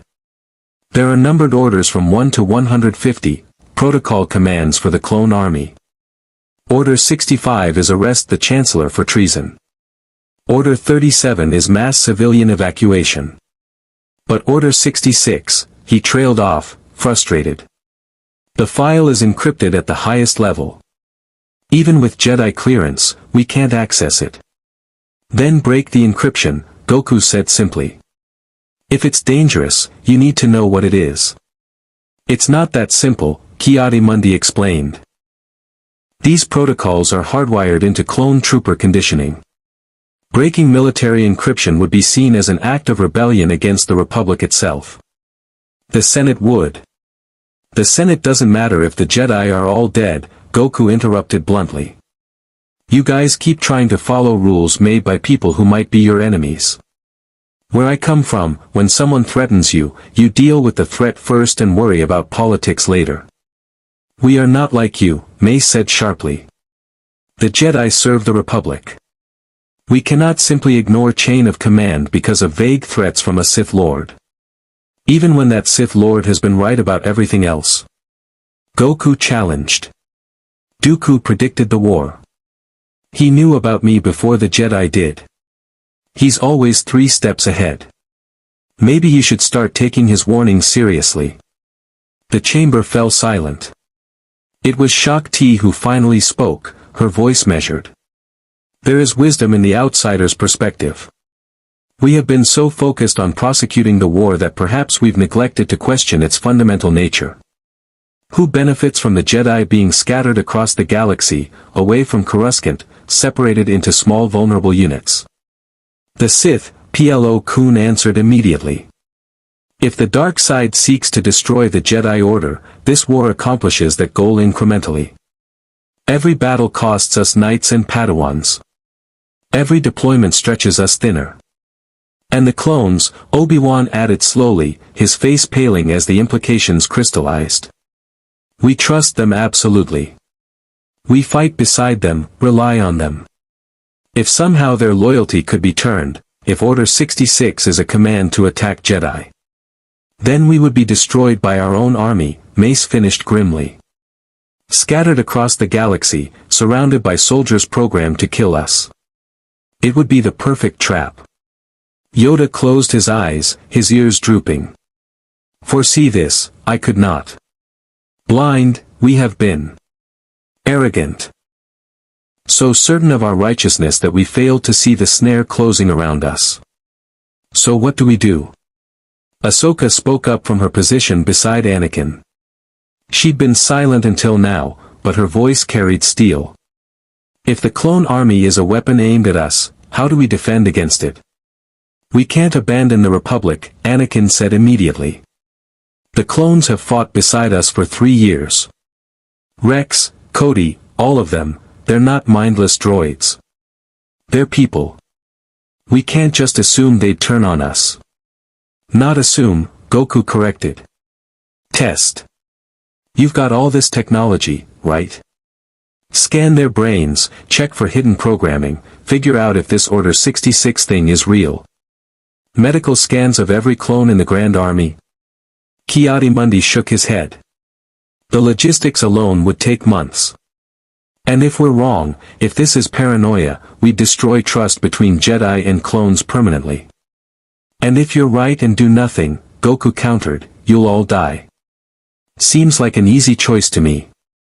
Mace leaned forward, his knuckles white on his armrest. You speak of easy choices because you're powerful enough to survive betrayal. Most Jedi are not like you. We cannot punch through dreadnought hulls or absorb force lightning. If the clone army turns against us, thousands of Jedi will die before we can mount any defense. Then I'll help, Goku said simply. When this Order 66 happens, if it happens, I'll be there. I'm fast enough to reach anywhere in the galaxy in minutes if I really push it. Just tell me where you need me. You would stand with the Jedi? Yoda asked, his ancient eyes studying Goku intently. Even knowing that our cause is complicated, that the Republic we serve is corrupt, that victory may be impossible. I'm not standing with the Jedi or the Republic, Goku clarified. I'm standing against people who use others as weapons. These clones, you said they're people, right? Which means someone programmed them without their consent, turned them into time bombs aimed at their friends. That's wrong. So yeah, I'll fight against it. A soft chime interrupted the discussion. A hologram flickered to life in the chamber's center, Chancellor Palpatine, his expression grave. Masters, Palpatine greeted. Forgive the intrusion, but urgent news from the Outer Rim. General Grievous has been located. Our intelligence indicates he's hiding on Utapau, coordinating separatist operations from a sinkhole city. This may be our best opportunity to capture or eliminate the separatist military commander and deal a decisive blow to their cause. Every Jedi in the chamber tensed. Grievous was a priority target, the cyborg general who'd killed dozens of Jedi, who'd evaded capture for years. His elimination would cripple separatist military operations. It was also exactly the kind of mission that would scatter Jedi forces across the galaxy, leaving them vulnerable. Interesting timing, Obi-Wan murmured, too quietly for the hologram to pick up. I recommend deploying our finest warriors, Palpatine continued. Master Kenobi, given your experience with Grievous, you would be ideal. And of course, if the Council deems it appropriate, our new ally's son Goku could prove invaluable. Goku felt it then, that same wrongness he'd sensed in Palpatine's office, amplified now. The Chancellor's energy was still wrapped up, still hidden, but there was eagerness beneath the concern. Excitement masked as duty. I'll go, Goku said before the Council could respond. Not because you're ordering me to, but because I want to meet this Grievous guy again. We didn't get to finish our conversation on Coruscant. Splendid, Palpatine said, his smile not quite reaching his eyes. Master Yoda, will you approve this mission? Yoda was silent for a long moment, his gaze distant as if consulting the Force itself. Finally, he nodded slowly. Approve it, I do. But caution, I urge. Into the spider's web, we may be walking. Trust only in the Force, and in each other. The hologram faded, leaving the Council in troubled silence. This is a trap, Mace said flatly. Everything about this screams trap. The timing is too perfect, the opportunity too good. And yet we must pursue it, Ki-Adi-Mundi countered. If we ignore credible intelligence about Grievous, we fail in our duty to end this war. The Separatists will continue to ravage worlds while we hide in the temple-fearing shadows. Not shadows, Goku interjected. One specific shadow. This Sith Master. He's the one pulling strings, right? So why are we chasing Grievous instead of finding him? Because we don't know who he is, Obi-Wan said in frustration. We've searched for 3 years. The dark side clouds our vision, makes him invisible to the Force. He could be anyone, a senator, a corporate executive, a military officer. Without more concrete evidence, we're paralyzed. Goku thought about Palpatine, about that locked box energy, about how the Chancellor always seemed to know things before anyone else. But accusing the leader of the Republic without proof would be insane. Even he understood that much about politics. Then I'll make him show himself, Goku decided. If he's hiding, I'll hit him so hard he can't hide anymore. I'll be loud, obvious, impossible to ignore. And when he comes for me, because guys like that always do, I'll be ready. That's your plan? Anakin said incredulously. Make yourself bait. It's worked before, Goku said with a shrug. Cell tried to blow up Earth, so I teleported him to King Kai's planet. Frieza destroyed planet Vegeta, so I fought him until he couldn't hide behind his transformations anymore. Bad guys always reveal themselves when they're angry enough. This isn't Dragon Ball Z, Mace said sharply. This is reality. The Sith Master has orchestrated a galactic war, corrupted one of our greatest members, and hidden his identity for decades. He will not be baited by simple provocations. Then I'll make complicated provocations, Goku replied cheerfully. Come on. You guys are thinking too hard. Sometimes the best strategy is just punch the problem until it stops being a problem. Despite the dire circumstances, several council members found themselves suppressing smiles. There was something refreshing about Goku's straightforward approach, even if it was tactically questionable. Yoda rose from his chair, his Jimmer stick tapping against the floor. To Utapau, Master Kenobi and Goku will go. Find Grievous, eliminate him if possible. The rest of the council will remain on Coruscant, investigating this Order 66. And Goku, the ancient master, fixed him with an intense stare. If the Sith master reveals himself, do not face him alone. Whatever you believe about your power, the dark side is insidious. It corrupts, twists, destroys. Even the strongest warrior can fall. I'll be careful, Goku promised. But I won't let him hurt anyone else. That's non-negotiable. As the council dismissed, Anakin pulled Goku aside in the corridor. The Chosen One's face was troubled, his usual confidence shaken. You feel it too, don't you? Anakin said quietly. That something's wrong with all of this. The timing, the missions, the way everything keeps escalating. Yeah, Goku admitted. It feels like someone's herding you all into position. Like pieces on a game board. And you're willing to just play along. Anakin's voice carried an edge of desperation. Let them use you as bait while the rest of us scatter across the galaxy. I'm not playing along, Goku corrected.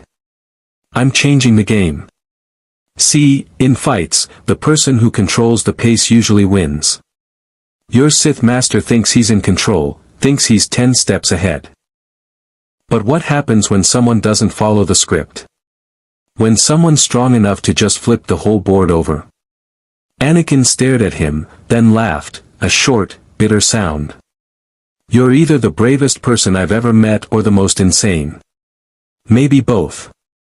Probably both, Goku agreed easily. But hey, it's kept me alive so far. Well, mostly alive. I've died a couple times, but it worked out. You've died. Multiple times. It's a long story. Involves Dragon Balls, Otherworld, and a really angry pink blob. Point is, I don't stay dead. And I don't let bad guys win if I can help it.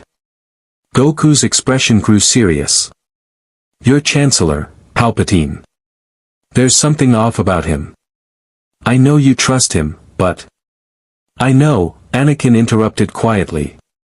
I've been trying not to think about it, but I know. The way he talks about the Jedi, the things he suggests, it's like he's testing me. Seeing how far I'll go. He looked away. He told me once that the Jedi are holding me back, that my potential is being wasted. Part of me wonders if he's right. He's not, Goku said firmly. Power isn't about potential or being held back. It's about choosing what you fight for and who you protect. The Jedi might have some weird rules, but they're trying to do good. That matters more than raw strength. Easy for you to say, Anakin muttered. You're already stronger than anyone in the galaxy. You don't have masters telling you you're not ready, not good enough, too emotional, too reckless. I had Master Roshi, Goku countered. And King Kai. And Whis. All of them told me I was too reckless, too focused on fighting, not disciplined enough. But they trained me anyway because they saw what I was trying to protect. Your masters see that in you too. They just worry you'll forget it in the heat of battle. Anakin was quiet for a long moment. If this Order 66 is real, if the clones turn on us, promise me you'll protect Ahsoka. She's like a little sister to me. If something happens, if I'm not there. Nothing's going to happen, Goku said confidently. We're going to find this Sith master, punch him in his stupid evil face, and end this war before anyone else dies. Trust me. I don't know if I can trust anyone anymore, Anakin admitted. But you? Yeah. I think I can trust you. They clasped forearms in the warrior's grip, two fighters from different universes bound by the same simple code: protect the innocent, stop the bad guys, never give up. It was enough. As Goku headed toward the hangar to join Obi-Wan for the journey to Utapau, he didn't notice the figure watching from a shadowed alcove. Palpatine stood motionless, his face hidden in darkness, his mind racing through calculations and contingencies. The Golden Warrior was becoming a liability. His simple philosophy was cutting through carefully constructed lies. His immunity to force manipulation made him unpredictable. And worst of all, he was making the Jedi question, making them think instead of simply reacting. Order 66 was already in motion, the command codes uploaded to every clone trooper's inhibitor chip, ready to activate at a single command. When it triggered, the Jedi would be slaughtered by the thousands. But this Goku. Sidious's yellow eyes glowed in the shadows. The Saiyan couldn't be everywhere at once. And when the betrayal came, when the galaxy burned, he would have to choose, save the Jedi, or chase the Sith Master. Either way, the plan would succeed. The Republic would become the Empire. The Jedi would fall. And if the Golden Warrior interfered too effectively, well, there were contingencies. Dark side techniques perfected over millennia. Ancient Sith artifacts that could corrupt even the purest soul. One way or another, Son Goku would kneel, or die.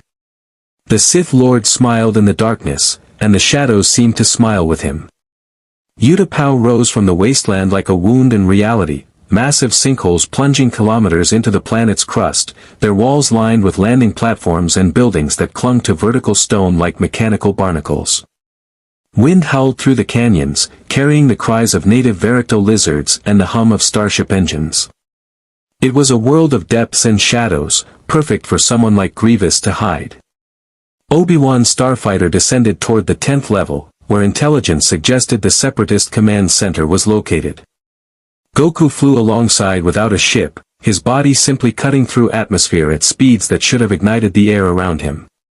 The clones piloting escort fighters had stopped questioning it after the first few jumps to hyperspace, some things you just accepted about the Golden Warrior.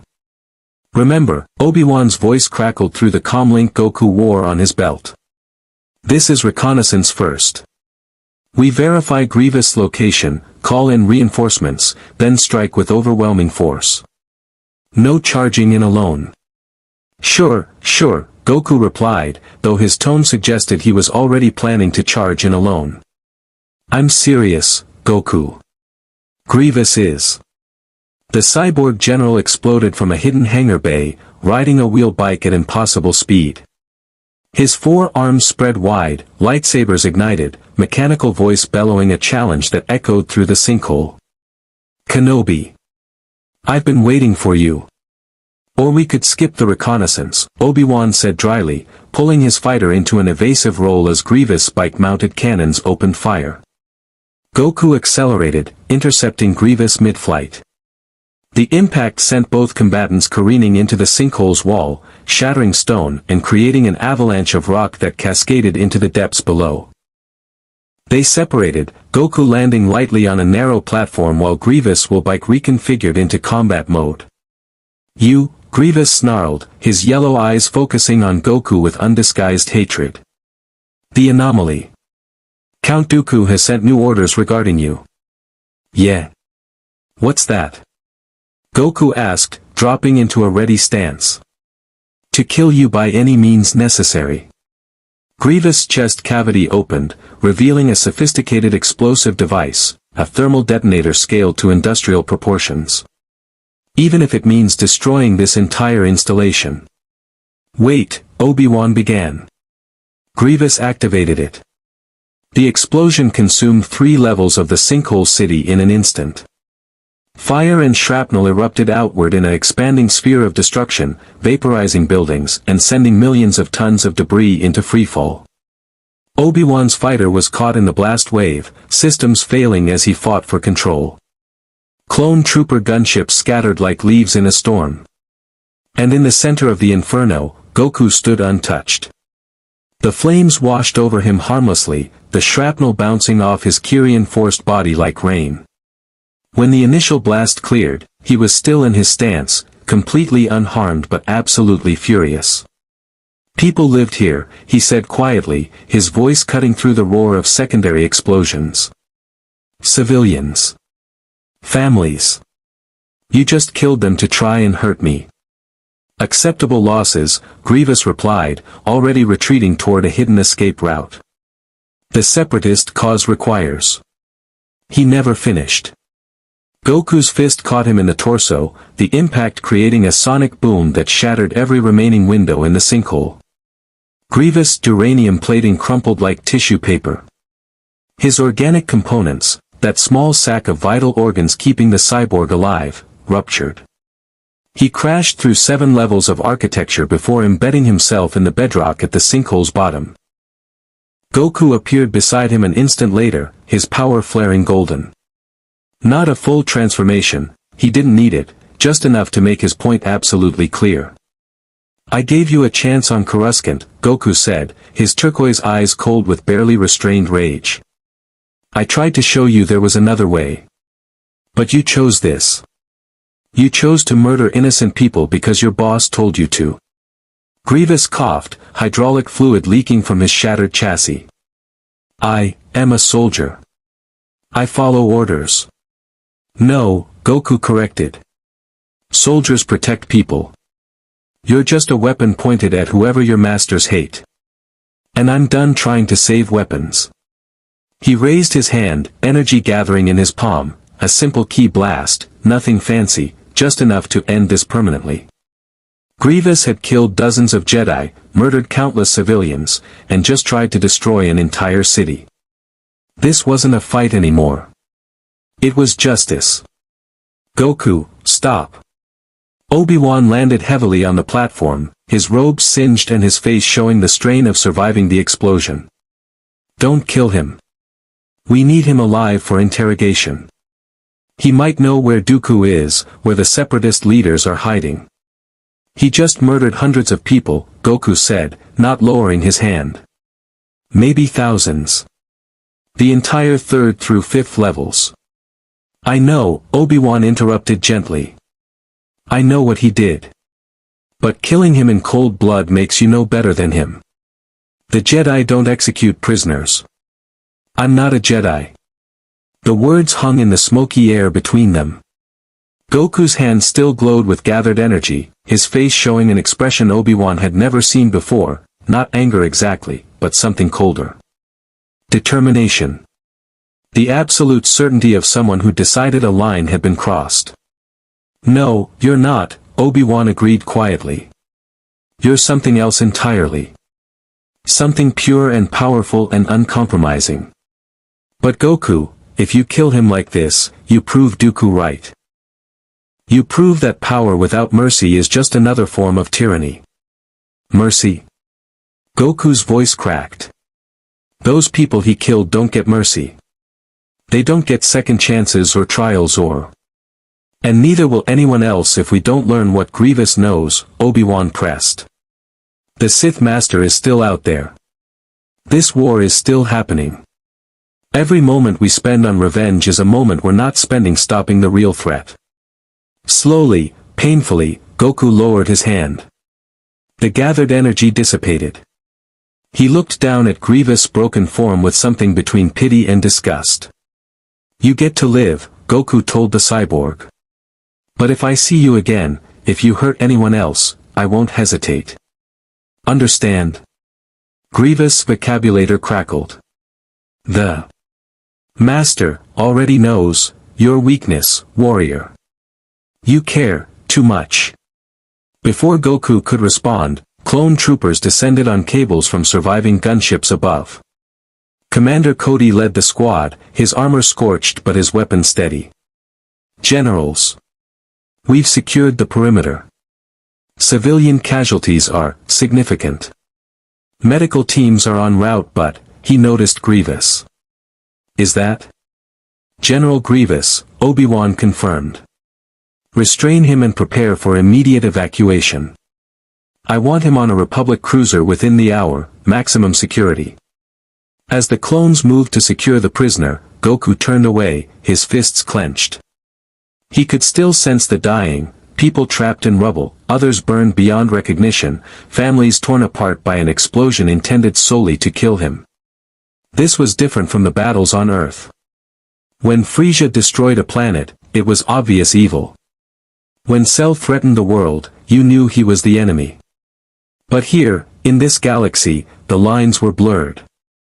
Grievous was a monster, yes, but he was a monster created by this war. The clone troopers were good people, but they were tools of politicians who might be corrupt. The Jedi were heroes, but they served a republic that was rotting from within. Everything was complicated. And Goku hated complications. "You did the right thing," Obi-Wan said quietly, placing a hand on Goku's shoulder. "I know it doesn't feel like it, but you did." "The right thing would have been stopping him before he set off the bomb," Goku replied. "I was fast enough. I should've."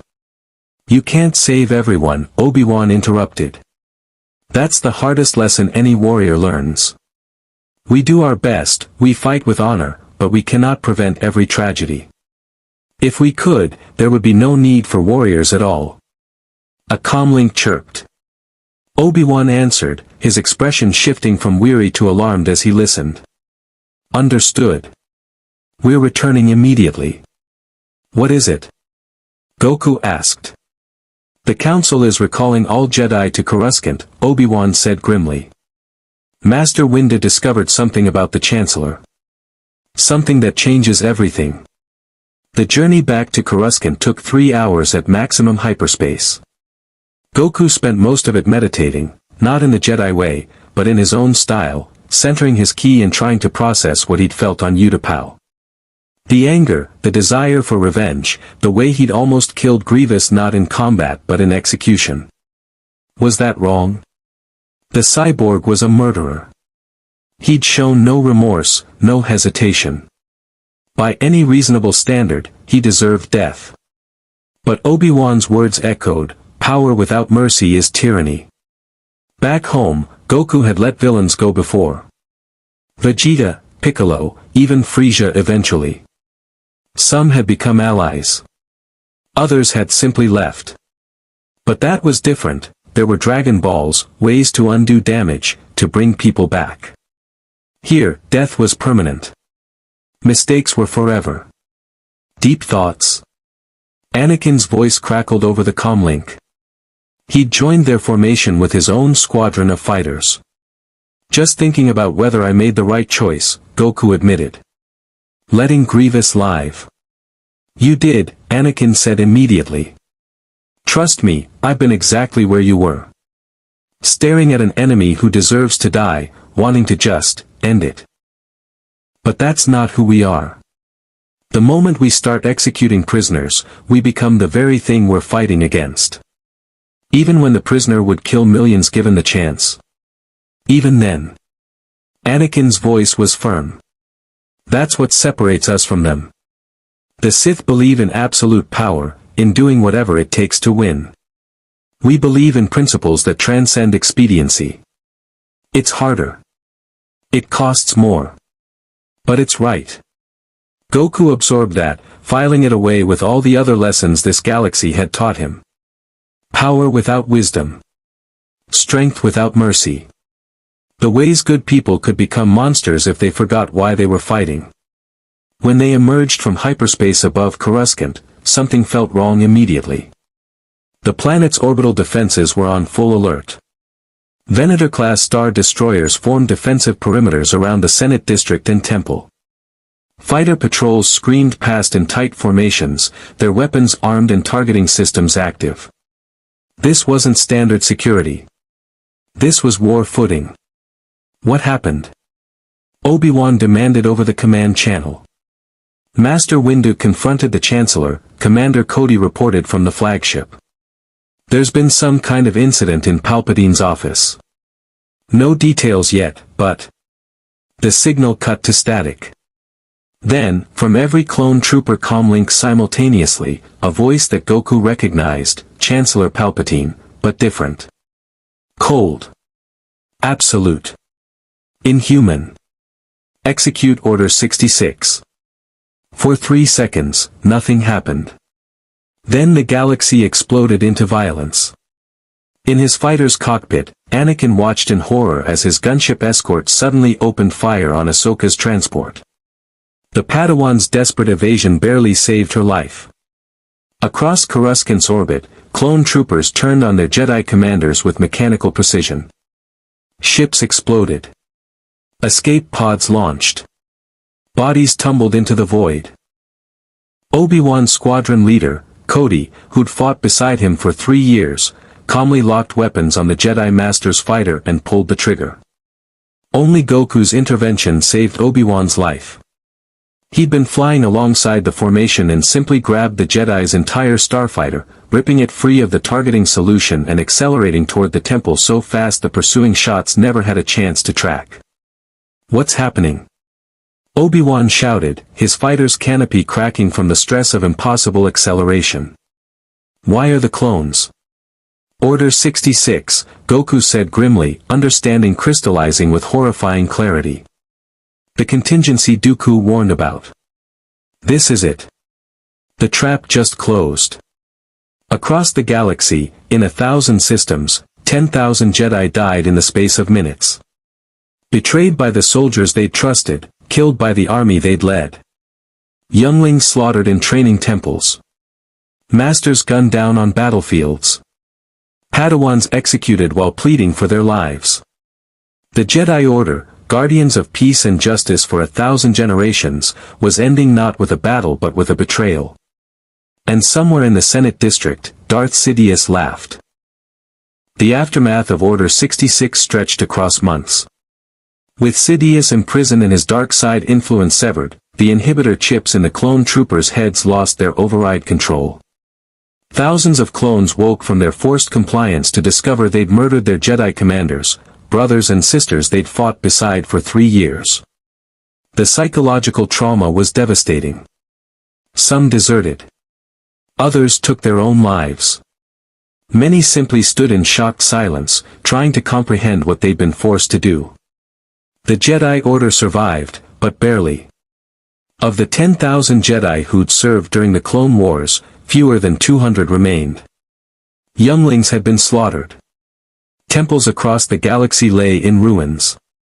Masters who'd guided the Order for centuries were gone, their wisdom lost forever. Yoda abdicated leadership to a council of survivors, Obi-Wan, Shaak Ti, Plo Koon, and others who'd lived through the betrayal. Anakin Skywalker, Darth Vader, stood trial before the remnants of the Jedi Council and the reconstituted Senate. His fall and partial redemption became a symbol of the war's moral complexity. Some called for execution. Others argued for mercy. In the end, Goku's testimony about Sidious's manipulation swayed the decision: exile to a remote world, his power sealed by Jedi techniques, forbidden from ever returning to known space. Padme gave birth to twins, Luke and Leia, before following her husband into exile, choosing love over the easier path of abandonment. The Separatist alliance collapsed without Sidious's orchestration. Count Dooku, when informed of his master's capture, surrendered himself to Republic custody. In his trial testimony, he revealed decades of manipulation, of how Sidious had cultivated his disillusionment and twisted it into service. The revelations shocked the galaxy. Dooku was sentenced to life imprisonment, spending his remaining years teaching, not the dark side, but the lessons of how good intentions could be corrupted. General Grievous survived his injuries and was tried for war crimes.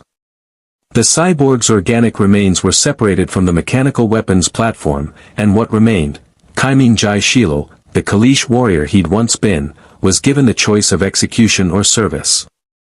He chose service, his tactical genius redirected toward rebuilding what the war had destroyed. The Republic itself teetered on the edge of collapse before slowly, painfully reforming. Palpatine's emergency powers were rescinded. The Senate underwent massive investigations, rooting out corruption that had festered for decades. New representatives were elected. New laws were written. It would take a generation to heal, but the foundations were laid. And Goku? He stood on the Jedi Temple's highest platform, watching Coruscant sunset paint the city planet in shades of orange and gold. Behind him, Obi-Wan approached with 2 cups of tea, a ritual they'd developed over the months of reconstruction. "Leaving soon?" Obi-Wan asked, offering one of the cups. "Yeah," Goku admitted. "Master Yoda thinks he's found a way to send me home. Something about using the Force to retrace the dimensional rift that brought me here. It's not guaranteed, but," he shrugged. "I miss my family. My kids. Chi-Chi's probably furious that I've been gone so long without calling. You saved our galaxy, Obi-Wan said quietly. Without you, Sidious would have won. The Jedi would be extinct. The Empire would have ruled through fear and tyranny for generations. Every life in this galaxy owes you a debt we can never repay. I just did what felt right, Goku replied. Though I gotta admit, your galaxy's way more complicated than mine. Back home, the bad guys are usually pretty obvious. Here. Everyone's got reasons, justifications, complicated histories. It's exhausting. That's the nature of civilization, Obi-Wan mused. The more complex the society, the more difficult the moral choices. But you navigated it with remarkable wisdom for someone who claims to be simple-minded. Goku laughed. I'm not wise. I just know that hurting innocent people is wrong, that friends are worth protecting, and that power without compassion is just another form of evil. Everything else is details. Those principles saved a galaxy, Obi-Wan countered. That's not nothing. They stood in comfortable silence, watching the sun sink below the endless cityscape. In the months since Order 66, they'd become genuine friends, two warriors from different universes who'd found common ground in shared values and hard-won battles. What will you do? Goku asked. Now that the war's over. Rebuild, Obi-Wan said simply. Train the next generation of Jedi. Make sure we learn from our mistakes, our arrogance, our complacency, our blindness to manipulation. The order that rises from these ashes will be different. Smaller, perhaps. More humble. But wiser, I hope. And Anakin? Obi-Wan's expression clouded. I visit him sometimes, on his exile world. He's broken, Goku. The guilt of what he did, even under Sidious's influence, has shattered him. But Padme's there, and the twins. Maybe, given time and distance from the dark side's influence, he'll find some measure of peace. Maybe he'll even find redemption. He paused. You gave him that chance. By not killing him when you could have, you gave him a future. Not many would have shown that mercy. He was my friend, Goku said simply. Friends don't give up on each other. Even when they screw up really, really badly. Behind them, a door opened. Ahsoka emerged, her montrals now adorned with white markings that signified her status as a full Jedi Knight, a rank finally granted after her actions during Order 66. She'd been instrumental in organizing the Jedi survivors, in reaching out to scattered Padawans and bringing them home. Master Yoda says the portal's ready, she announced. Whenever you want to go home, Goku, we can send you back. There was sadness in her voice. In the months since the war's end, she trained extensively with Goku, learning his techniques even though they didn't rely on the Force. The concept of ki fascinated her, the idea that power could come from within rather than from the Force that bound the galaxy together. Already? Goku said, setting down his tea. I was hoping for one more sparring match. We've sparred every day for 3 months, Ahsoka pointed out with a smile. And you've won every single time. But you're getting better. Last week you almost tagged me. You were in base form and holding back with your eyes closed. Details, Goku grinned. Then his expression grew serious. Take care of yourself, Ahsoka. And don't let the Jedi Order forget what happened here. The galaxy needs protectors, yeah, but it also needs people who question authority, who aren't afraid to stand up to corruption. You're good at that. She nodded, her eyes bright with unshed tears. I'll remember. We all will. The portal chamber in the temple's deepest levels hummed with gathered Force energy. Yoda stood at the center, his eyes closed in deep concentration, while a dozen Jedi Masters channeled their power into a swirling vortex of light that looked remarkably similar to the rift that had brought Goku to this galaxy. Ready, you are? Yoda asked, opening one eye to regard Goku. As I'll ever be, Goku replied.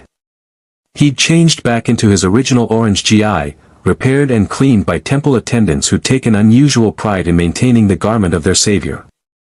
You think this will actually work? Certain, I am not, Yoda admitted. But trust in the Force, I do. Brought you here for a reason, it did. Send you home when that reason is fulfilled, it will. The Force works in mysterious ways, huh? Goku smiled. Kinda like King Kai. Never tells you the whole plan, just points you in a direction and hopes you don't screw up too badly. Perhaps, Yoda's eyes twinkled with amusement. Or perhaps, know what would happen if everything explained was, we did. Would you have fought as fiercely if known you would succeed? Would you have shown mercy if certain redemption was possible? Mystery, necessary it is. Faith, essential it becomes. The portal stabilized, a tunnel of golden light leading somewhere beyond. Goku could feel it, that faint pull of home, of his own universe calling him back. Chi-Chi, Gohan. Goten. Vegeta and Bulma. Everyone waiting, wondering where he'd disappeared to. One more thing, Obi-Wan said, stepping forward. He held a small box, which he opened to reveal a kyber crystal, brilliant blue, pulsing with light. This belonged to Master Windu. Before he died fighting Sidious, he asked that it be given to you. He said you showed him what it truly meant to be a Jedi, to have power beyond measure yet use it only in defense of life. Goku accepted the crystal carefully. It was warm in his palm, humming with energy that resonated with his own ki. I can't use a lightsaber. I don't have the Force. No, Obi-Wan agreed. But you have something equally powerful. And perhaps, in your universe, you'll find a use for it. Consider it a reminder, of the galaxy you saved, the friends you made, and the lessons you taught us about what true strength means. Goku tucked the crystal into his GI's inner pocket, right over his heart. I'll keep it safe. And who knows? Maybe someday I'll figure out how to visit again. The multiverse is a big place. We would welcome your return, Shakti said from her position among the channeling Jedi. Though hopefully under less catastrophic circumstances. Yeah, let's not do the galactic war thing again, Goku agreed. Once was enough. He stepped toward the portal, then paused. Turned back one last time to face the assembled Jedi, the survivors of 1,000-generation-old order, battered but unbroken, ready to rebuild from ashes. You guys are going to be okay, he said with absolute certainty. I can feel it. This galaxy's been through hell, but it's going to heal. Just, don't forget the lesson, okay? Power without compassion, strength without mercy, that's what created Sidious. That's what nearly destroyed everything. Don't let it happen again. We won't, Yoda promised. Your example, follow we will. The Jedi of tomorrow, different from the Jedi of yesterday they shall be. Wiser. Humbler. More connected to the living Force and to the people we serve. This, you have taught us. Goku grinned one last time, that signature Son Goku smile that had given hope to billions in 2 universes. May the Force be with you, Masters. And hey, if you ever need help again, just wish on a Dragon Ball or something. I'll figure it out. Then he stepped through the portal. The vortex consumed him in golden light, dimensional barriers folding and twisting as reality rewrote itself. For a moment that stretched into eternity, Goku existed between universes, between the galaxy far, far away and his own Earth, between the Force and Ki, between one story and another. Then he was falling through blue sky, Earth's familiar sun warming his face, the energy signatures of his friends and family blazing like beacons below. He laughed with pure joy, his power flaring golden as he adjusted his descent. Home. He was home.